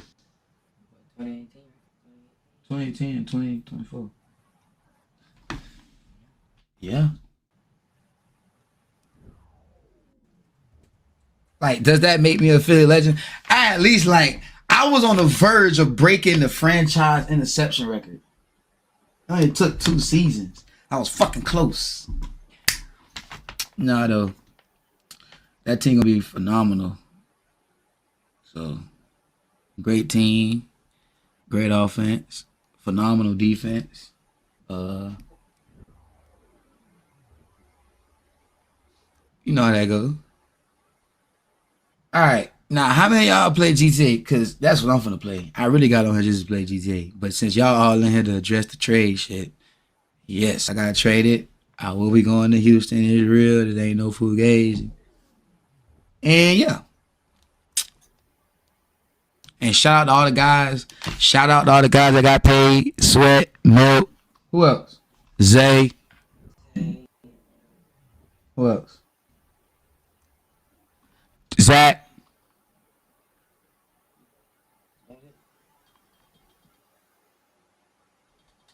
Yes, sir. I think he kind of salty that he got traded. He kind of salty. That's what I think. Shout out to Slade going to the Steelers. You know what I'm saying? Legend going to the Steelers. He going to Steelers. Yep. He got another chance. That's a great team over there. They can have a great team. Shout out to Slade. Oh, Makai. Shout out Makai. Mekhi Becton, he ain't signed nowhere yet, but we're going to see where he signed. We're going to see. Who else? We got one more, don't we? Oh, Saquon got paid. Shout out to Saquon. I said Isaiah. Yeah, Zay. I said Zay. Isaiah. Yep. We got him. Shout out to guys. We built a crazy bond with that team. Yeah, man. That's sad that they let him go. After such a good season, man, you got to let go of your good players, man. After such a good season. But he will be a good pairing with Jalen Petrie. And on top of that, they got the dude from USC. I forgot his name, man. But he definitely had a good year. Cornerbacks, they got Stingley. They probably going to need somebody else on the other side of Stingley. But, that DB room should be pretty good. Linebackers, I know they're good over here with the Texans. They're going to figure that out. It's just the D-line. But they brought back Derek Barnett, Mario Edwards, pretty decent guys that they had last year. The new guys that they signed Sheldon Rankins, Darrell Taylor, pretty good guy coming from Tennessee. They got our boy Braxton Berrios and Justin Watson. They're going to have an all-white receiving core. Yeah, I fuck with it. Lincoln Thomason, I think he kind of watered down, but they definitely need help at O-line. They definitely need some help. And this is one guy, but I don't think he's going to perform as to how he did with the 49ers. I don't think so. Tremont Smith, special team guy, cornerback as well. Nick Neiman, a 2-year, $6.5 million deal. Whatever linebacker signed with the Texans, the head coach, he going to turn them up. In regards to what the Houston Texans did, I don't know if this going to, make that ultimate change that they need, man. I don't really like what they did, but they did what they had to do. Man. I don't know if Justin Watson and Braxton Berrios going to make up for y'all losing Tank Dell and Stephon Diggs. That's all I'm saying. Man. So Houston Texans, it's whatever. I can't really say nothing about it. It's whatever. Indianapolis Colts, they brought back Ashton Dulin, a pretty good receiver number 4 or 5 in their offense last year. They reworked Braden Smith's contract to try to get more space. But they had some good signings, man. Khalil Herbert to back up Jonathan Taylor. He was with the Bears, but the Bears traded him away to the Bengals after they lost Joe Mixon. And now he's with the Indianapolis Colts. Daniel Jones, they brought him there to compete with Anthony Richardson. One of them boys gotta be good, man. One of them boys gotta be good. If none of them boys good, everybody losing their job over there. Simple as that. Simple as that. Trevarius Ward, I'm surprised he signed with the Colts, but they was probably throwing them the biggest bag. 3 years, 60 million, 20 mil a year. That's not bad, man. But it matters about the guaranteed money. I don't know how much that is. Maybe in the 40s or 30s. Cameron Bynum had a stellar year with Brian Flores last year. Stellar year. And he got paid 4 years, 60 million. What is that, 15 a year? He got a bigger bag than Javon Holland. I was shocked when I seen that. I was definitely shocked when he got a bigger bag than Javon Holland, because I think Javon Holland a better safety than Cameron Bynum. I think he is, but Bynum, he lucked up, finessed the Indianapolis Colts. But hey, let's see if it's not a finesse. And maybe them boys make it pretty far in a division. Hopefully, because I want to see AR5 make it. I want to see him make it, man. But hopefully this offseason he's not worried about that rapping stuff. He just trying to get better. That's it. That's what I want to see from him. That's what I want to see. Jacksonville Jaguars. Patrick McCree, 3 years, $37.5 million.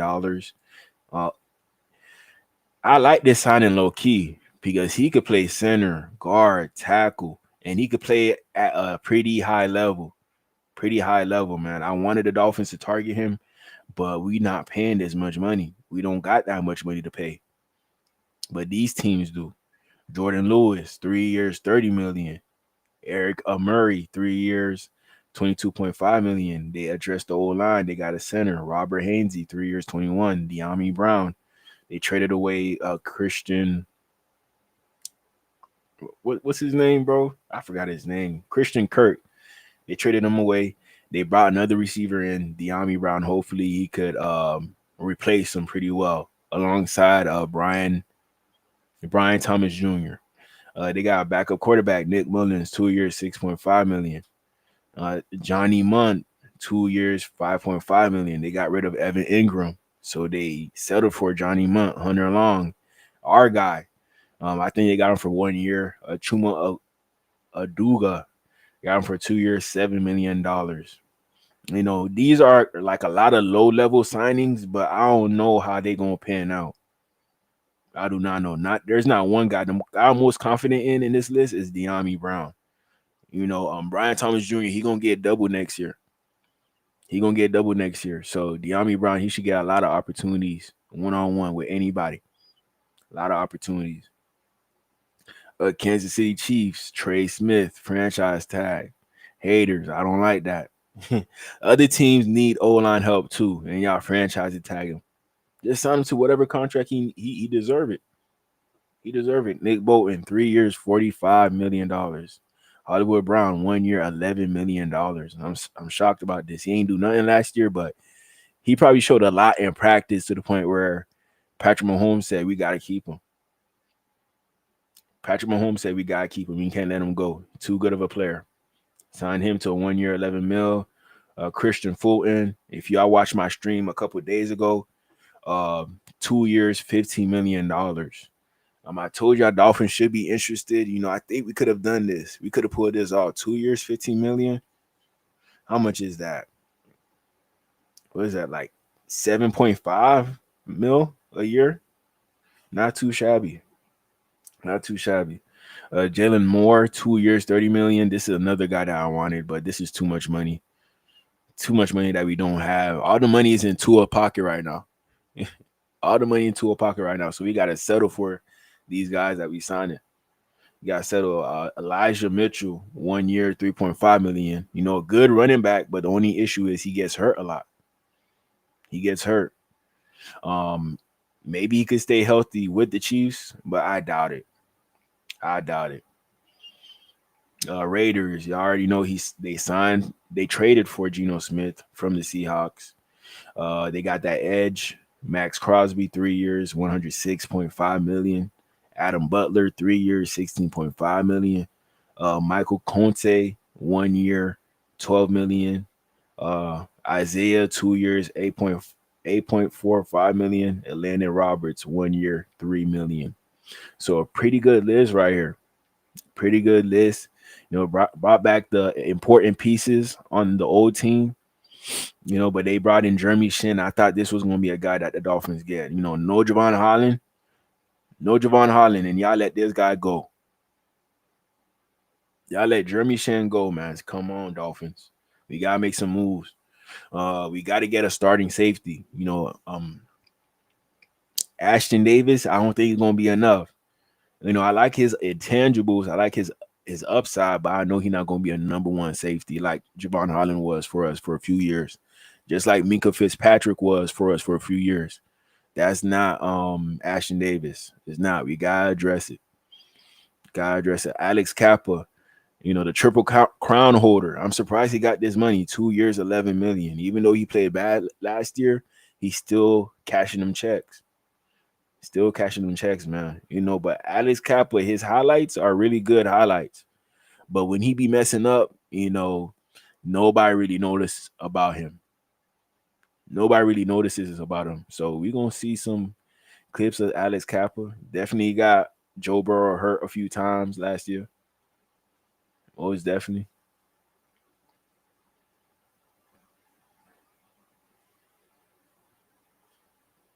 Let me see. Trying to avoid copyright.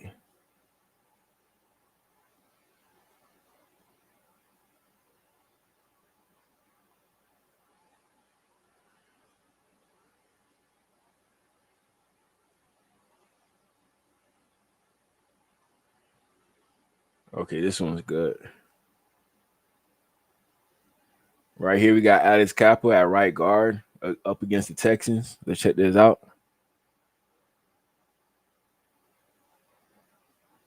See, that boy, he began bullied. You know, he went to a small school, man. He's not used to the talent that the NFL got because he went to a small school. Not used to it.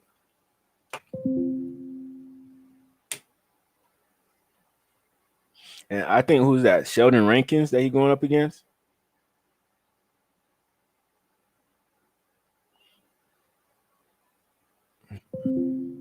But if Joe Burrow got hurt, he the reason why. You know, but hey, the Raiders gave him 2 years, 11 mil. That's what they gave him. I don't know if he was worth that, but hey, this might cause the Raiders to be bad next year.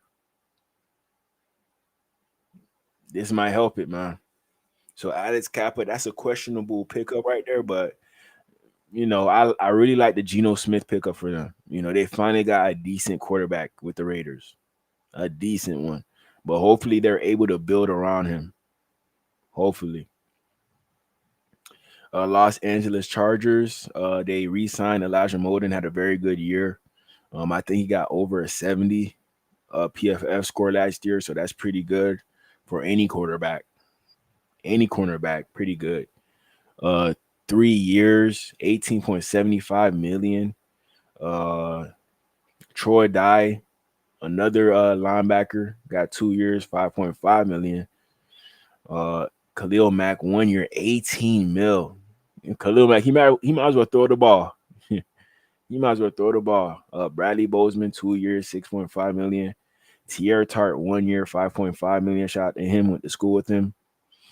Shout out to him. Jalen Rager, he actually got retained. You know, he been from team to team nonstop, but he found his spot. He found a head coach that's going to be patient with him with all the drops. He found that head coach. and that's probably gonna give him confidence. And he probably really liked it over there. He got targets too. He got targets. Eagle fans, they hate him. Eagle fans, they hate him. Dante Jackson, he signed with them for 2 years, $13 million. I wanted him to be a Dolphin so bad. Him and Asante Samuel, I wanted those two guys, but I don't know where Asante Samuel going. We don't know yet. They signed Benjamin St. Juice, so they got themselves a big cornerback, but he be getting burnt all the time. Definitely gonna get burnt on this year, most definitely. And they got Najee Harris, a 1 year, $5.25 million deal. That's sad right there. Najee Harris, he was one of the main people talking about they're not paying running backs, but look what they did to you. Look what they did to you, man. $5.25 million 1 year. Los Angeles Rams, Matthew Stafford restructured contract. Jimmy Garoppolo 1 year, $4.5 million. So they kept pat with their quarterbacks, but they signed Devontae Adams, Poona Ford, and Coleman Shelton. Devontae Adams, I'm shocked about this one. 2 years, $46 million. So Devontae Adams, he ditched Aaron Rodgers. He said, I don't care where you're going. I'm not going there. Especially after DK Metcalf got traded to the Steelers. I'm like, ain't no way Aaron Rodgers is going to play with Devontae Adams again unless it was with the New York Giants. So it's kind of obvious like Aaron Rodgers, he will sign with the Steelers. Kind of obvious. Devontae Adams, he going to try to do his own thing with Matthew Stafford. Made that work right there. And Aaron Rodgers, he going to try to build a new relationship with DK Metcalf and George Pickens. Guys that I don't think that Aaron Rodgers would be cool with outside of football. It just doesn't fit. But Devontae Adams and Matthew Stafford, that fits. That works right there. That works. Our team, the Miami Dolphins, what we did. Y'all let me know in the comments what y'all think. We got Tyrell Dawson, 2 years, $8.25 million. That's not going to stop us. If we see a linebacker that we like in this draft, we getting them. And then you're going to be competing for that linebacker number 2 spot. It's not set in stone for you, fam. It's not. You played good for us, but you still got to prove yourself. But they definitely gave him the bag. 8.25 mil? Damn. Damn. DB Elijah Campbell, shout out to him. 1 year, $1.9 million. Not bad. Good signing right there. Definitely is depth, help, and on top of that, special teams. We definitely need a guy like this in special teams. Quentin Bell, signed him to a 1 year, $1.5 million deal. Good depth, but more so a special teams guy. He might get some reps at edge, but I think if he had one more edge guy, his reps at edge is going to be very limited. Very, very limited. He's going to have to get lucky to play some edge for us. And on top of that, some of these signings, they might not make the team. They might get cut. We're going to see a rookie and be like, damn, this rookie better than this veteran. Then we might let him go. I don't want to see that happen to anybody, but Quentin Bell, he in that category. Like your spot is not solidified on the team. It's not. But D. Eskridge, we bought him back. We got him from the Seahawks the other year. Last year we got him from the Seahawks. Definitely a good prospect coming out of West Virginia. Not West Virginia, Western Michigan. We're gonna look at some of his highlights because a lot of people they sleep on him. They definitely sleep on him. Let's see. So we got Westbrook Akine and we got Eskridge. That's pretty good right there. Pretty good. One thing I like about Eskridge, when he was coming out the Senior Bowl, he was definitely the best route runner. Most definitely. Look at this route right here. That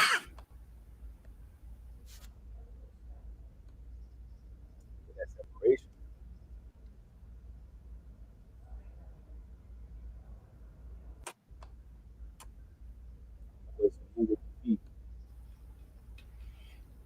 Smooth with the feet. The only thing that he don't have is the size. That's it. That's it. He don't got the size that you really want.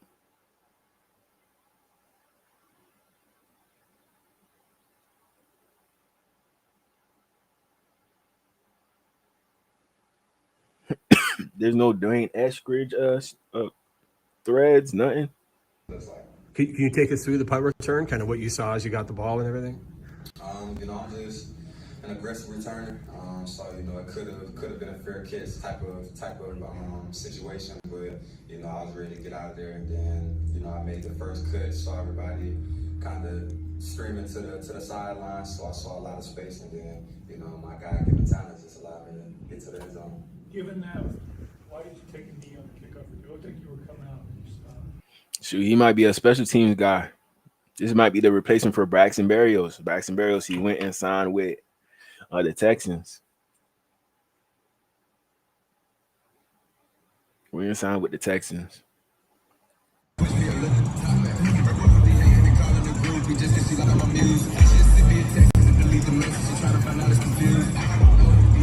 And they gave him number 1.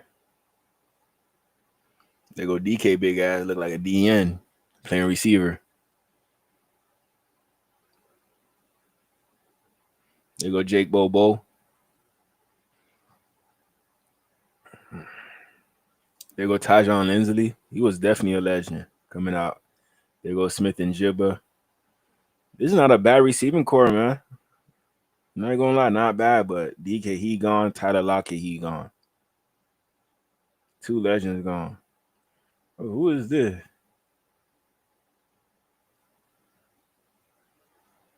This was Brian Murphy doing in the offseason, huh? This is what he doing. this what he doing. Okay, do your thing, young one. Do your thing, young one.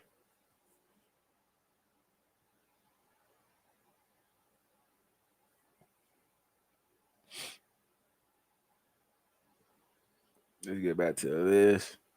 We re-signed Jackson Carman. He did that good this year. He ain't do that good, bro, for us to re-sign him, man. He didn't. But maybe the coaches see something I do not see. Maybe. But so far, we signed James Daniels to a 3-year, $24 million deal. I give this an A. This is an A signing right here. Nick Westbrook-Akine, I give this an A as well. Give this an A. I'll probably give this an A- or a B+. A- or B+. Zach Wilson, I give it a B-. Give it a B-. The reason why it's in a B is passing. A B is passing. The reason why it's in the B is because of his arm, his athletic ability, what he could turn into, a lot of potential. He would have got an A if we knew that he was going to be a good quarterback, but we're not too sure yet. We still got to find that out. Man. What's good, OGDG and everyone? How y'all tonight? Check your posts. Appreciate you, my boy Chef Jew. Appreciate you. I can't believe Grill signed that Jets MILF quarterback Zach Wilson. Could have did better. But with who though? What other quarterback we could get for that amount of money that we signed? Whatchamacallit, Zach Wilson, $6 million. I can't really name a quarterback that we could get for $6 million that's better than Zach Wilson. Can't name one, to be honest, man. So we did the best that we could with the money that we got. This year is like a make it or break it year. If Tua's not the one, they're gonna try to see if Zach Wilson is the one. He never got the opportunity. If neither one of them boys are the one, then we just gonna blow it up and reset this whole franchise with a new quarterback. That's it. That's it, man. Justin Fields, we were never gonna sign Justin Fields. 2 years, $40 million. 2 years, $40 million. We wasn't gonna sign him. Russell Wilson, I think he taking a visit to the Browns next week. I think the Giants are in it for Russell Wilson as well. This QB market is bare. It seemed like Aaron Rodgers, he gonna go to the Steelers. I'm wondering where Joe Milton goes, the quarterback for the Patriots, the backup quarterback. They just signed Josh Dobbs, so who's going to try to trade for Joe Milton? What team is it going to be? What team? So that's going to be an interesting one right there because I think Joe Milton going to explode. He going to explode next year for our team. He definitely going to explode. We also signed Melifanu. This pick, I give it like a B minus, C plus. The injuries. We don't know how much he's going to be available. We don't know. Larry Borum, I give this like a C minus. We definitely could have got a better scheme fit. Larry Borum, I don't think he a scheme fit. They might try to force it to be a scheme fit. That's my belief. But maybe he'll work. But I'm pretty sure he a backup O-lineman. We're not signing him to be a starter. The only person that's starting automatically is James Daniels. Welcome, you got a starting spot. That's it. We're not even complaining with you. We're not. And James Daniels working with Butch Berry, an Iowa O-lineman, that might give us good food, like good fruits for our labor. So I think James Daniels, I don't think he's gonna be the highest graded O-lineman, but he's gonna be up there on our team. Definitely gonna be up there. Hopefully he's a leader as well, a leader of men, and everybody could fall behind him.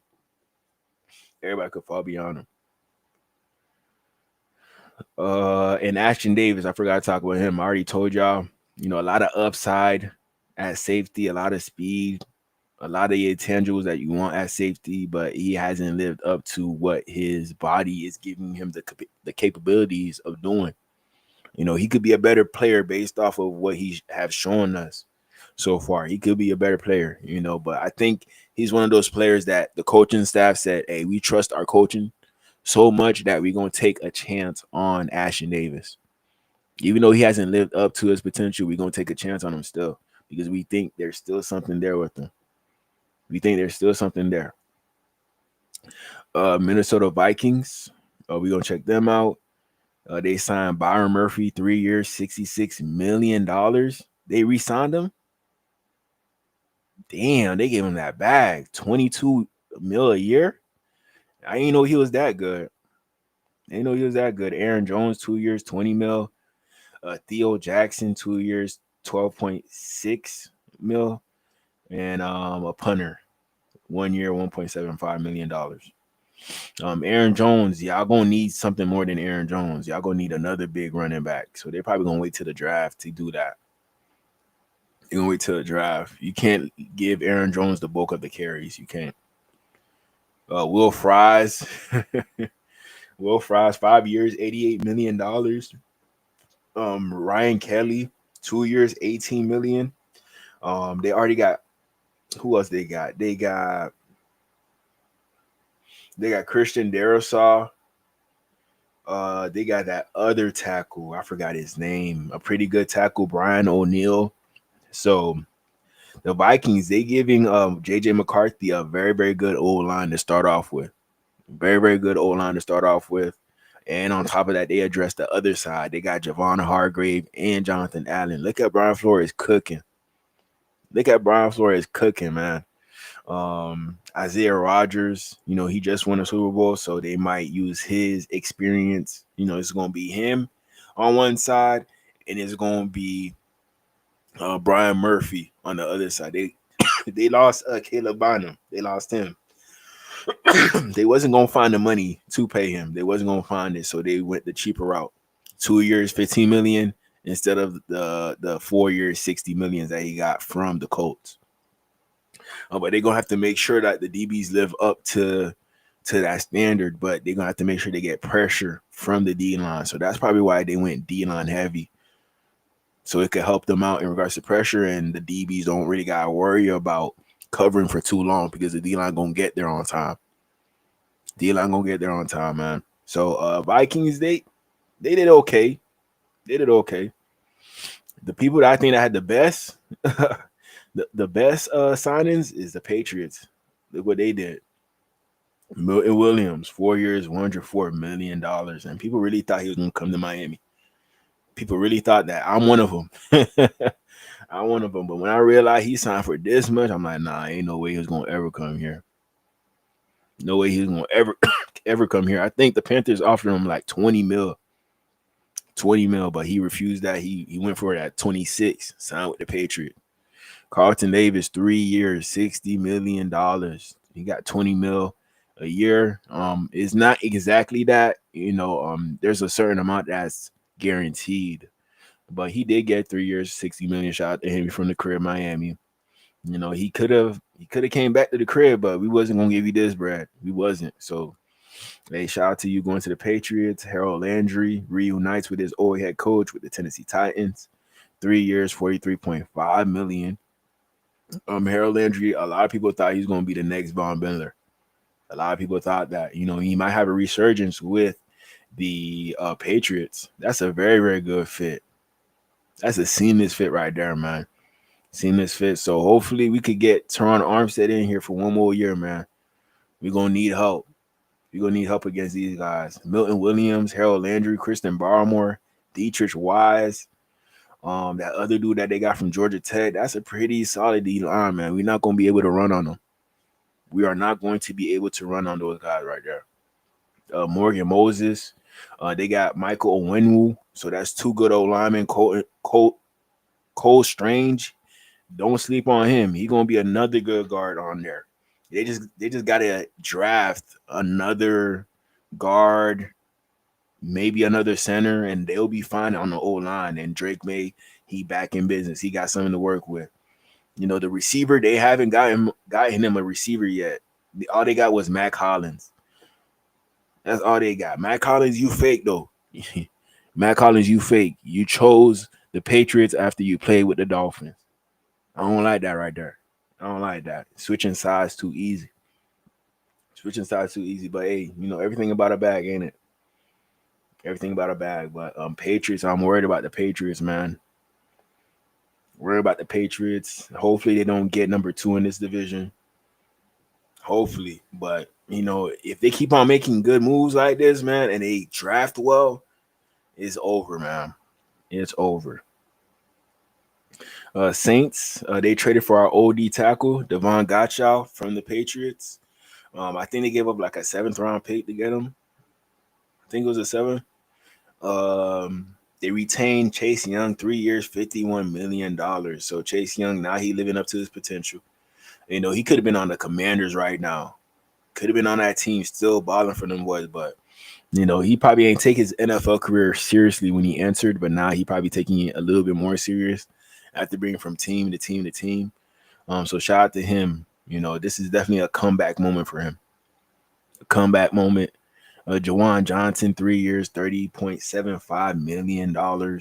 They kept him in the building. They thought he did good enough last year. Nathan Shepard, another D tackle, a pretty good rotational guy that they could keep. Dante Pettis, a return guy, signed up to a 1-year deal. Justin Reed, 3 years, $37.5 million. The Eagles were in on this. I think the Bills were in on this, but nobody was trying to pay more than what the Saints were going to offer. 3 years, $37.5 million. So shout out to Justin Reed. He joined Tyrann Mathieu. And he basically followed his route. Tyrann Mathieu started off with the Texans, went to the Chiefs, and now he with the Saints. Justin Reed played for the Texans, went to the Chiefs, now he plays for the Saints. And that hasn't really planned out well for Tyrann Mathieu, but maybe it'll work now that he has Justin Reed beside him. So they basically have the Chiefs' old safety room over there with the Saints. That's what they got. So they made some sneaky signings, but ain't nobody worried about the Saints, man. Who y'all quarterback? That's what we really want to know. Who's the quarterback right now? Who's the quarterback? Aaron Rodgers, he not even thinking about y'all right now. Even though this could be an option, he not thinking about y'all. He not. New York Giants, they re-signed Darius Slayton, 3 years, $36 million. Definitely an overpay, in my opinion. He a good player, but overpay. Tommy DeVito, they re-signed him. Bro, the Giants, they're not serious, man. They're not serious. Chris Manhertz, 1 year. Deontay Johnson, 1 year exclusive rights, free agent tender. Amir Smith-Merced, they kept him on the team. But they signed Paulson Adebo, 3 years, $54 million. You know, he's a good cornerback, but I don't think he's a cornerback one. So hopefully they do get another cornerback to pair alongside him. Don't let him just be the only cornerback out there and you good. But that's not the case. They got Deonte Banks. But Deonte Banks, he was getting cooked every game last year. Every game he was getting cooked, man. So I don't know if Deonte Banks gonna be enough. They gotta get somebody else. But they got Javon Holland. He can make everything better. 3 years, $45 million. You know, it happened again. One of our best players goes to another team. Last year was Robert Hunt. Last year was Christian Wilkins. This year we got Javon Holland. He gone. He gone, man. We gonna miss that boy. You know, I'm gonna miss him. I don't know about y'all. I don't got no hard feelings towards Javon Holland. Definitely still a good safety. He might become a great safety with the Giants, but Javon Holland, if y'all start losing, do not take your anger off the social media. Don't be going out there kicking rocks like you did with Vic Fangio. You know, you chose this place. You chose the bread. This is what you wanted, right? You got what you wanted, right? So, hey, you're going to have to deal with this. You have to deal with this. You're in a division with the Giants, the Commanders, the Eagles. What make you think you're going to get to the Super Bowl? What make you think you're going to get to a playoff game with this team? What make you think that? You know, keep on paper chasing. You know, it might not end up too well for you. Might not. But, hey, shout out to Javon Holland. He got that bag. That's all that matters. His family taken care of. We wasn't trying to do that, you know, because of the history, but it is what it is. You know, we got to find another safety now. Mika Fitzpatrick, he gone. We got to find another safety. We found Javon Holland. Stayed on the team. Now he gone. We got to find another safety. You know, but we always luck up when we find a safety. We always luck up. Chauncey Golston, 3 years, $19.5 million. Definitely going to help that D tackle room, you know, with Dexter Lawrence. Roy Robertson Harris, definitely going to help that D tackle room. Sign him to Gator. He's a better old lineman than what they got right now. So this is a pretty good signing. You know, I could respect this right here. I could definitely respect this. Jermaine Sherwood, 3 years, $45 million. Shout out to him. He's from around my way too. Like Jensen Beach area. That's where he's from. Like what, 30 minutes away from where I stay at, 30 minutes. Tony Adams, restricted free agent tender, and Isaiah Oliver. Okay, I guess they like them. And on top of that, they got Brandon Stephens too.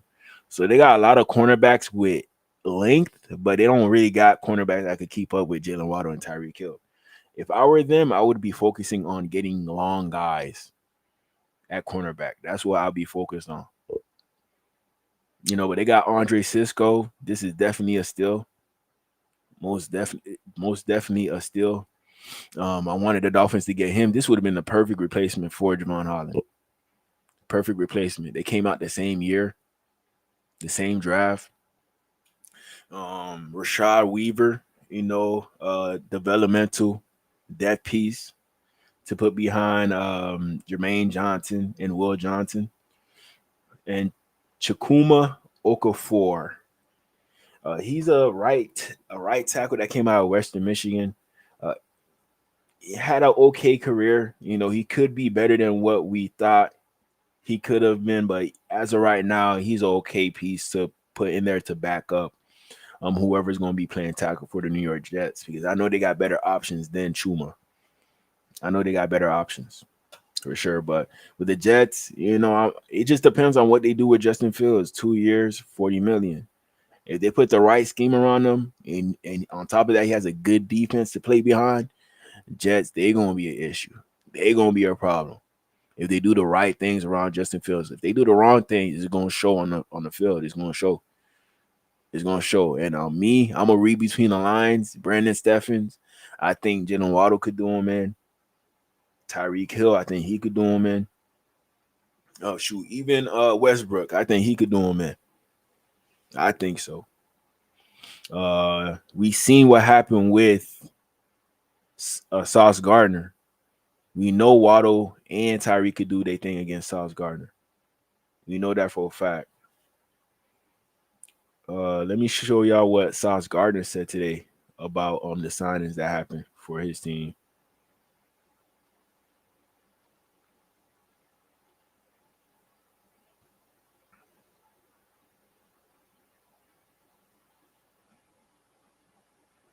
Let me see.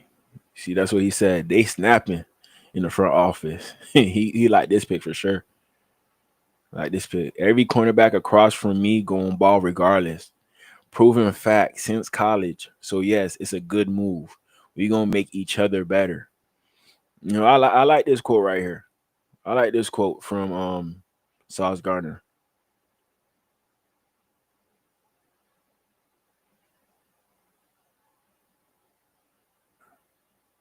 I guess he happy to be a Jet.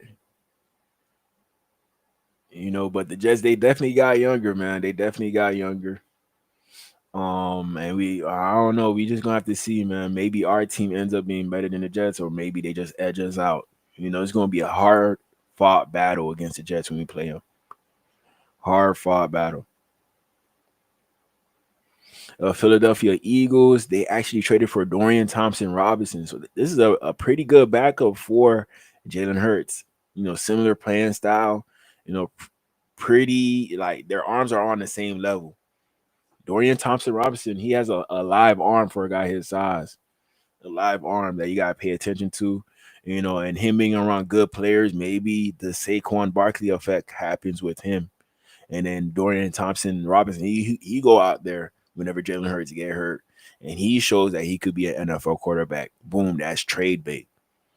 That's trade bait. So that's why I think that could happen with Dorian Thompson-Robinson. Don't give up on him. You know, there's still some potential there. Kenyon Green, they traded for him from the Texans.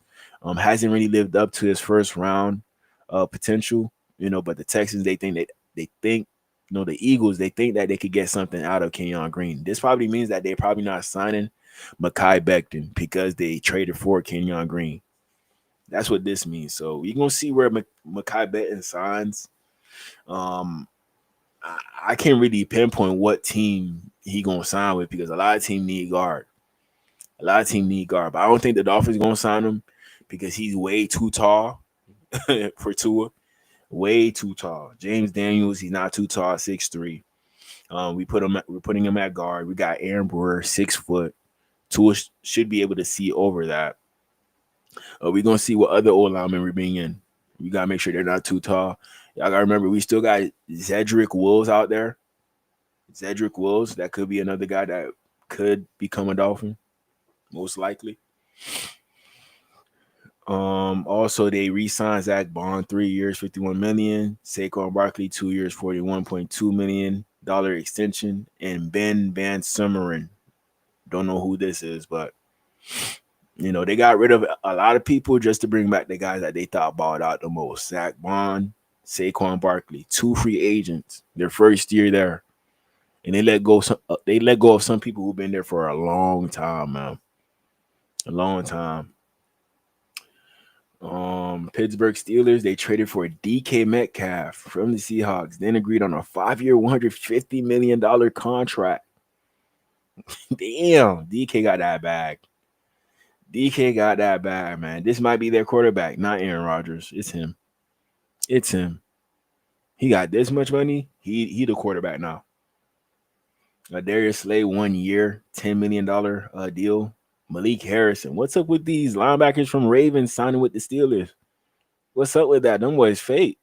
Them boys fake, man. Donna Parham, 1 year, $1.17 million. And Ryan McCollum, 1 year, $1.1 million. Kenneth Gainwell, 1 year. He was just with the Eagles. They let him go. He was with the Eagles for a little minute too. But now he with the Steelers. They got Jalen Warren. They probably gonna get another running back in the draft. So their running back room probably gonna be a little bit more explosive. You know, them boys definitely did not like Najee Harris. Definitely did not like him. You know, we all thought he was gonna be good coming out of Alabama, but he's a little bit lackluster. A little bit lackluster as a running back. Maybe he got to move to tight end. I don't know. The 49ers, they signed Patrick Taylor back to a 1-year deal. Jordan Mason, second round restricted free agent. So he back on the team. Ain't nobody giving up a second round pick for Jordan Mason. Stop that. Stop that. Curtis Robinson, you know, he was a good linebacker before he got hurt. So they want to really see that on the field. They're going to give him another opportunity, sign him to a 1-year deal. Luke Farrell signed a 3 years, $20.25 million. This is y'all problem, 49ers. Y'all got a whole bunch of other needs. George Kittle, he's still on y'all team. Y'all just traded away Debo. But I like this signing DeMarcus Robinson, 2 years, $9.5 million. But you shouldn't be coughing up this much bread to a tight end, bro. You got other positions that you got to worry about. The O-line for sure. O-line for sure. You ain't even signed nobody on the O-line yet. Nobody. You signed Richie Grant. That was a pretty good signing. Remember him from UCF. Luke Gifford, signed him to a 1-year contract. Is he going to help Fred Warner? You know, I still like D Winners. I still like him, but it's going to be competition for D Winners at linebacker over there. Jason Pinocchio signed a 1-year deal. Definitely a ball magnet when he was with the Giants. Definitely a ball magnet. Maybe he could capitalize off of that with the 49ers and his familiarity with their old but new DC, Robert Saleh. Maybe he could make something work with him. Maybe. Seattle Seahawks. They re-signed Ernest Jones and Jaron Reed. Pretty good signings right there. Ernest Jones, 3 years, $33 million. Jaron Reed, 3 years, $25 million. So ever since Ernest Jones joined the Seahawks, they've been giving him love, respect, gave him that money that he deserved. Jaron Reed, 3 years, $25 million. Alabama DT that came out a few years ago. Definitely a solid D tackle for them. Definitely a solid one. Can't afford to let him go. You know, they don't really got too much depth there. They made a big signing today.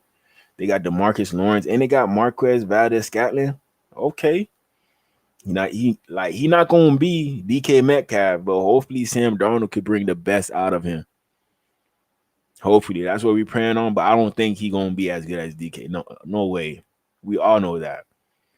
They definitely gonna need another receiver. Most definitely, because y'all can't have Njigba out there all by himself. I feel bad for Njigba, man. I feel bad, but this is his time to shine to be that number one receiver. This is his time to shine. So hopefully, him and Sam Darnold, they connecting right now.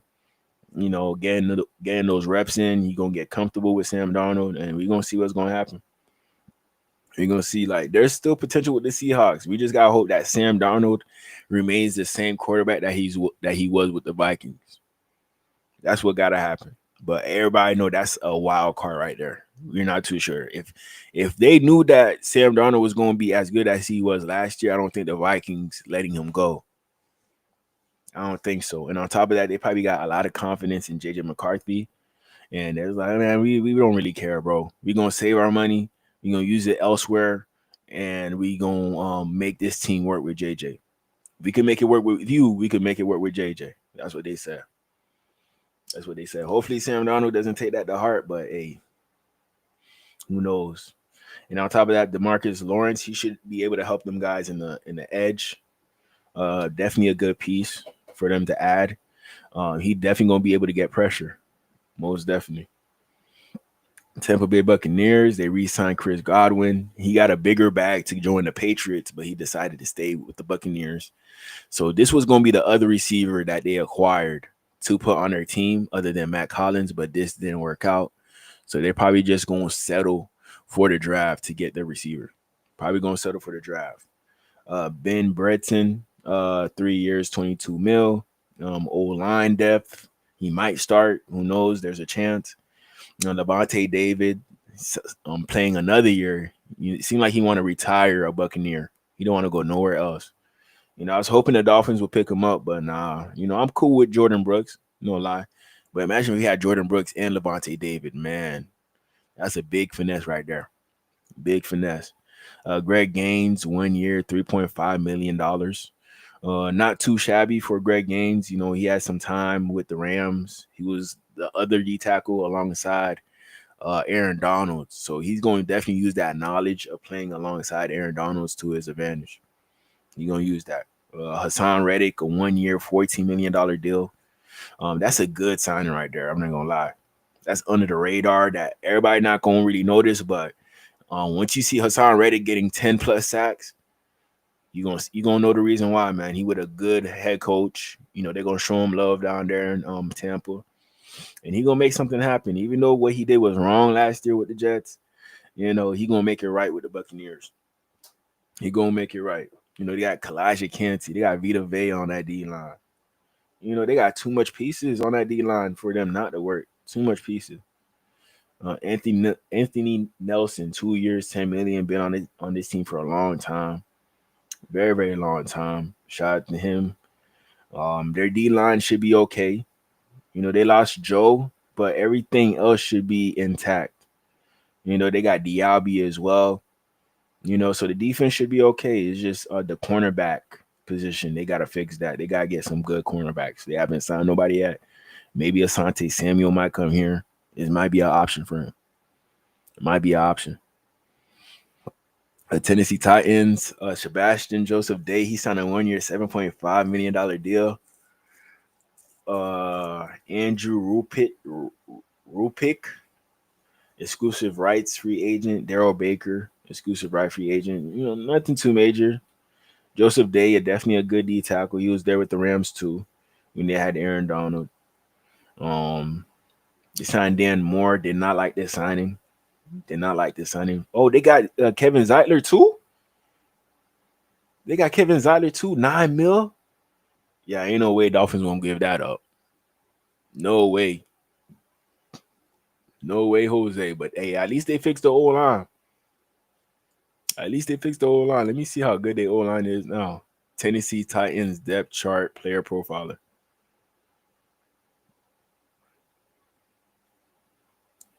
Let's see how good their O-line is now. Because they got names in there already.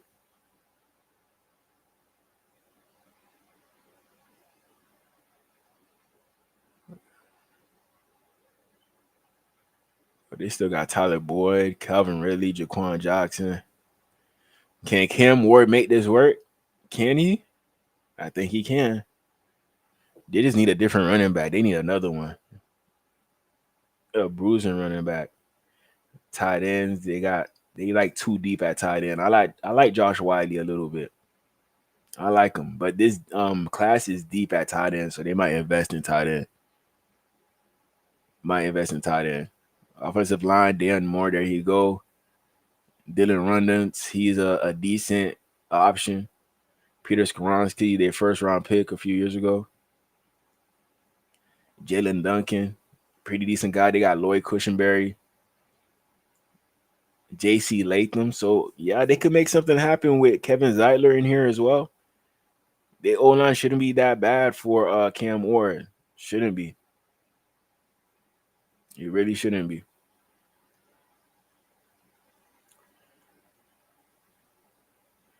They signed Cordy Barton. You know, it seemed like they didn't like Jerome Baker.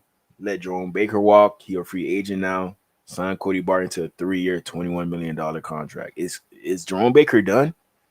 Is he ever going to play again? Y'all let me know in the comments. Y'all let me know. Xavier Woods, 2 years, $10 million.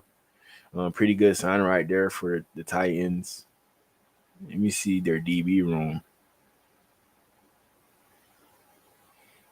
Cannot forget Jeffrey Simmons, Tavondre Sweat. Good guys in the middle. Don't sleep on these guys. Marlon Davidson, Telvin Agim. Don't sleep on them. Edge, all the guys Arden Key now. They definitely going edge in this draft. They definitely going edge. They have no choice. With a first or second overall pick, they got to go edge. No guys in the room. Linebackers, Jerome Baker, he not there no more. Kenneth Murray, he just got traded. All they got is Cedric Gay, and that's it. Garrett Wallow. So, Titans, first pick, quarterback, everything else defense. Everything else defense, man. They need help on defense. Them boys need help. L'Jarius Sneed, hopefully he come back healthy next year to help out the cornerbacks. They still got some decent safeties. Jamal Adams, he not there no more. He not there. So yeah, man. Hey, we're gonna see if the Titans could turn it around in 1 year. We're gonna see. Watching the Commanders, you already know what them boys did. Larry Tunsil trade. They're gonna build that old line for Jaden Daniels. And on top of that, they traded for Deebo Samuel. He could be that receiver, that running back, that slot back. He could do a lot of things out there, and he's gonna make Jaden Daniels look way better than he did last year. Getting that yak. You have a quarterback who's gonna get it to you accurately. Even if he pressured, he's gonna get it to you. And there's a lot of opportunities that Brock Purdy left out there on the field that Deebo Samuel gonna take advantage of. So Deebo Samuel, I think he's gonna ball out with the 49ers. Hopefully he could control his diet and stay healthy. That's the main thing with him. Control his diet and stay healthy. Bobby Wagner, $9.5 million deal. He's playing for 1 more year. I know he want to be a GM as soon as he's done. So shout out to him. Maybe he think this year's the year that they're gonna win it. Maybe. They re-signed Marcus Mariota for $8 million. He said, F that. I'm not playing with Tua. I'm not playing with Tua. But hey, he making $8 million. Zach Wilson making $6 million. Would y'all take Marcus Mariota at $8 million, or would y'all take Zach Wilson at $6 million? Which one would you do? So Zach Wilson, he was like the best option if the Dolphins weren't really trying to spend a bag on a backup quarterback. He was the best option. Zach Ertz, 1 year, $6.25 million. They give Jaden Daniels his weapon back. Loki had a resurgence last year. But that's what happened when you play with a good quarterback. That's what happens. They re-signed Jeremy McNichols. Definitely looked good whenever Austin Eckler got hurt or Brian Johnson Jr. got hurt. He definitely looked good out there. So it seems like they're going to keep the same running back room. They're not going to invest in the running back room. Probably later in the draft, they're going to invest in running backs, but they're pretty good with what they got. They're probably going to get a receiver early. They're probably going to get old linemen early for the Commanders. They signed Javon Kinlaw, Eddie Goldman, Jonathan Jones. Ooh, that's not bad. They solidified that defense. Solidifying it. Jonathan Jones, that's one of the fastest cornerbacks in the whole league. One of the fastest. So that's a pretty good signing by Dan Quinn right there. Pretty good signing, man. But yeah, that's all the signings. We just did a brief rundown of every signing. Instead of going through Twitter hoping that it pops up. That's what we did.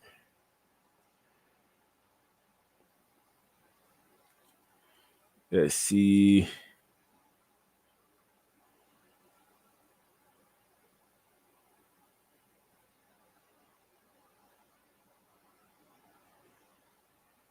Here's all the guys we re-signed. Quentin Bell. Dwayne Eskridge. Jackson Carman. Just because we re-sign you don't mean that, you're still on the team. Shout out to Tyrell Dodson. He said, thank you to God, my family, and my agent. Things didn't go as planned throughout 2024. I wouldn't have thrived in adversity without my support system. As I look back, I am extremely grateful for all the ups and downs, even though it's all subjective. So shout out to him. He very humbled. Very humbled. After what happened over there with the Seahawks, it seemed like he went through a lot of things, and now he's refreshed now that he's in Miami and they value him. They gave him that contract.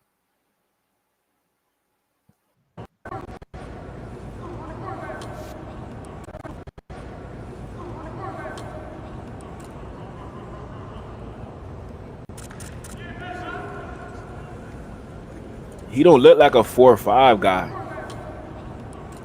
After you ran that 4-5 at the combine, everybody stopped talking about Malachi Stark.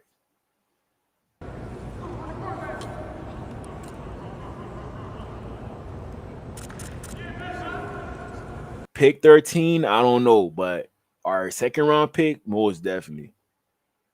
I'll take the risk. Cooper Kupp, he got released. I don't think we're going to invest in him after re-signing Keeney. Cooper Kupp, he asking for at least $10 million a year. I don't think the Dolphins going to pay that. I don't think so. Max Crosby. He gonna talk about when he first found out that Geno Smith is signing with the Raiders. Here's his reaction. It seemed like he was very happy about it.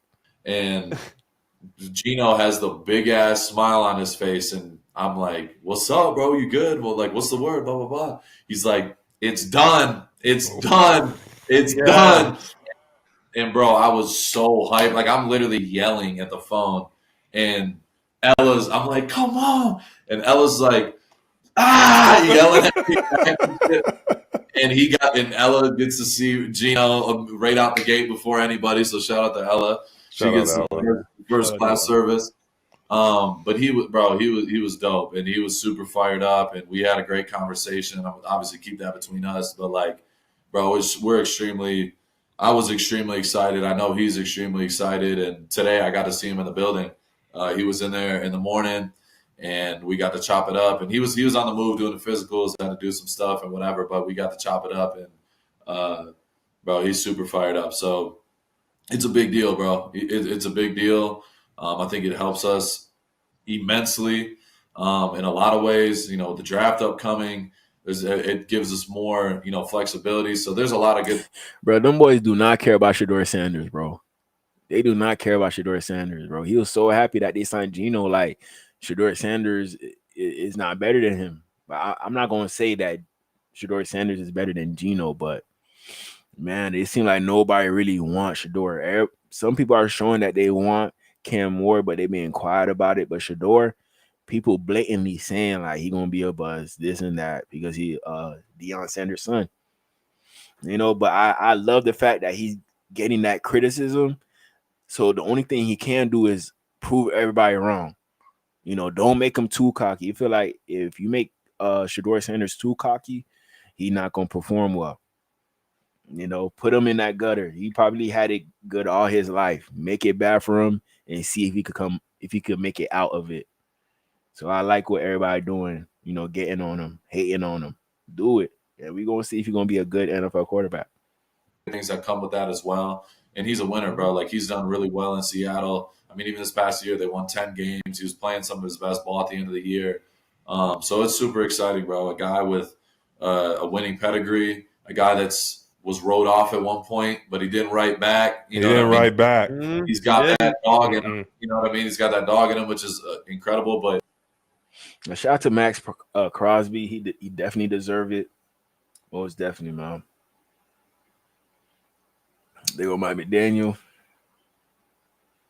I don't know why he talking to the Falcons GM. I do not know why. Do not know why. And I know y'all remember Robert Jones. He signed with the Cowboys. This is a Cowboy content creator. He's gonna talk about what he thinks about Robert Jones. I would love to hear somebody else's opinion on Robert Jones. Let's look into the film. In this video, we're looking at Robert Jones. Now, he's 6'3.5", standing weighing right at 320 to 330, give or take, and he's playing right at left guard here for the Dolphins last season. He climbs to get to the next level here. Got his hands inside, good way to redirect and move and create that hole for the running back to get multiple yards here. Now, is he an end-all be-all? No. I just think that the Cowboys picked him up for depth purposes. But you got to also look at it from this perspective, too, that whoever's already on the line that may have reservations on, this would be a good situation and scenario that you got to fight for that role, fight for that battle, and you get off of his release right here, get inside, move, and get things going. Here's my thoughts. He's only 26 years of age, so he's still young. I think that this coaching staff, we got to give him a little time to work with this coaching staff. Connor Riley, he's a real good offensive line coach, and as well as we already know Clayton Adams is looking for a certain trait. Now, if you can see that. Robert Jones, he's that guard that's just going to get in the way. He just going to get in the way. He's not going to put nobody in the dirt, but he's going to get in the way.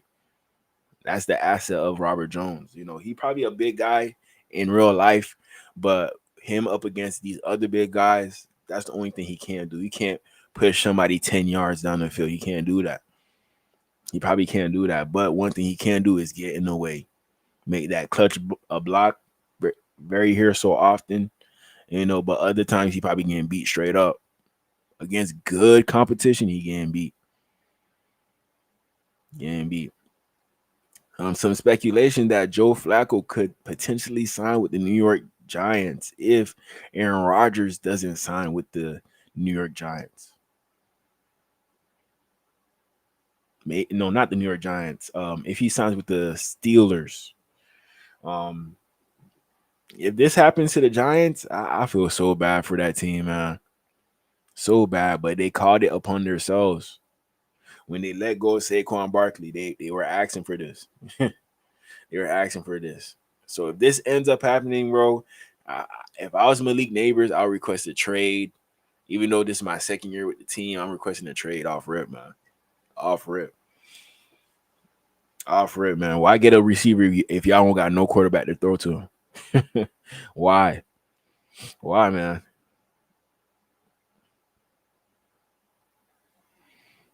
We already went over the additions to the Dolphins. Already went over it. DeAndre Hopkins.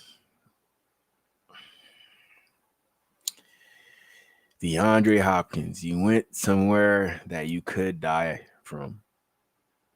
We all see it happen before. Receivers go to the Ravens thinking that they could do something, but they end up doing nothing. Could that be D-Hop? Could D-Hop be the next victim? Who knows? It seemed like with Odell, it seemed like he was going to do that regardless. With whatever team, you're going to find an issue with that team. It just seems like he's a team fit. Every team is not equipped to have Odell on the team. Not every team. The Rams were that team that he was. It was a pretty good team that could have kept Odell. Rams were that team. But they definitely don't need Odell now. They got Puka Nacua, Devontae Adams, you name it. They got guys. They got pieces. Dez Bryant came to the Ravens. Everybody thought that, okay, this is the spot. He'll make something happen. Nothing happened. Deshaun Jackson, he had a few flashes, Mr. 4-2, but he ain't really do nothing with his time with the Ravens. So, hey, I'm gonna say a good prayer for DeAndre Hopkins. Hopefully, he could manage to make something happen with the Ravens. Hopefully.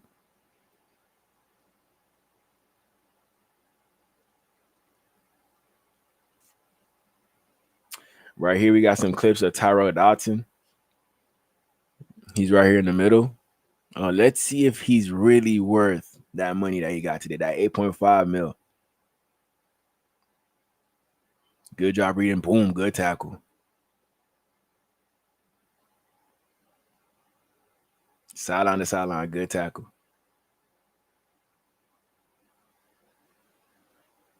Good speed right there, good tackle. Running back kind of stopped in the backfield. Good pursuit, boom.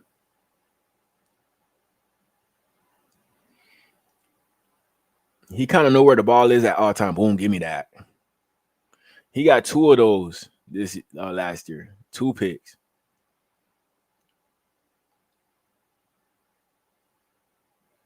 Tyrod Dotson, he not bad. I'm not even gonna lie. He not bad. Definitely better than whatchamacallit, Anthony Walker. Definitely better than him.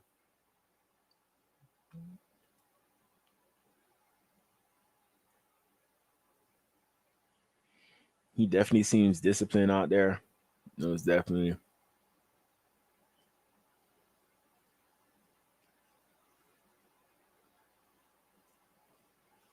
Here's another player, Tyrod Dotson. He's right here. He's up against Cole Strange right here. I think this is Cole Strange. Let's see what he do. He's engaged with the old lineman. Block shed, good tackle.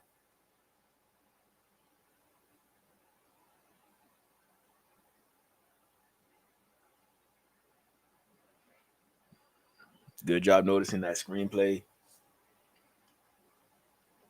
Ramsey almost got their pick, another pick. That way he got that with one hand. Bam.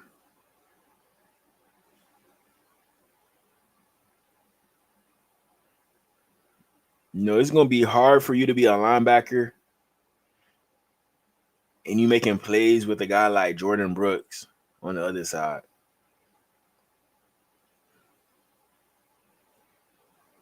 This play was clean right here. This is a clean ass play right here. Give me that. That was a clean play. So, yeah, I see where they could see that he's worth the money that he got. I could see it. I could see it.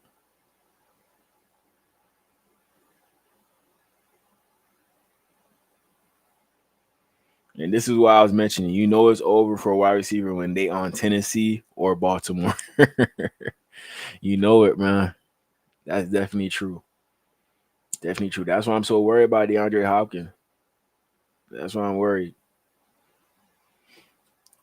Colts quarterback room. Definitely disrespecting them boys. The Drewski looking like Daniel Jones. But like I said, one of them got to be good. One of them got to be good. No ifs, ands, or buts about it, man. No ifs, ands, or buts about it. Justin Simmons, he's saying playing for the Eagles is high on his list. So you might see a Justin Simmons, Vic Fangio reunion. Might see that. Might see that.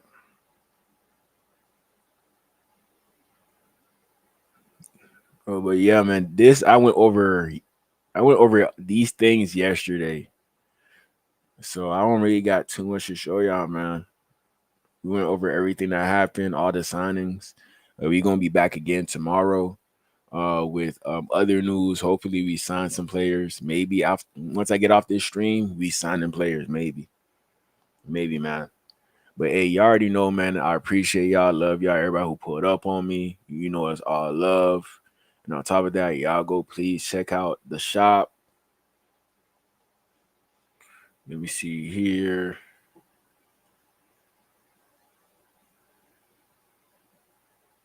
I don't know where is it? I do not see it. Welcome to DGE Merchandise, your one-stop shop for everything you need. Whether you're shopping for yourself or looking for the perfect gift, we've got you covered. Check out DGE Merchandise website for all your latest gear for the National Football League and more. Every sale helps the channel grow to bigger and better things, and we wouldn't be here without your support. Shop with confidence, knowing that we offer top-quality products at unbeatable prices. Ready to find your next favorite product? Visit dgmerchandise.com today and start shopping. We're always here to make your shopping experience easy, fast, and fun.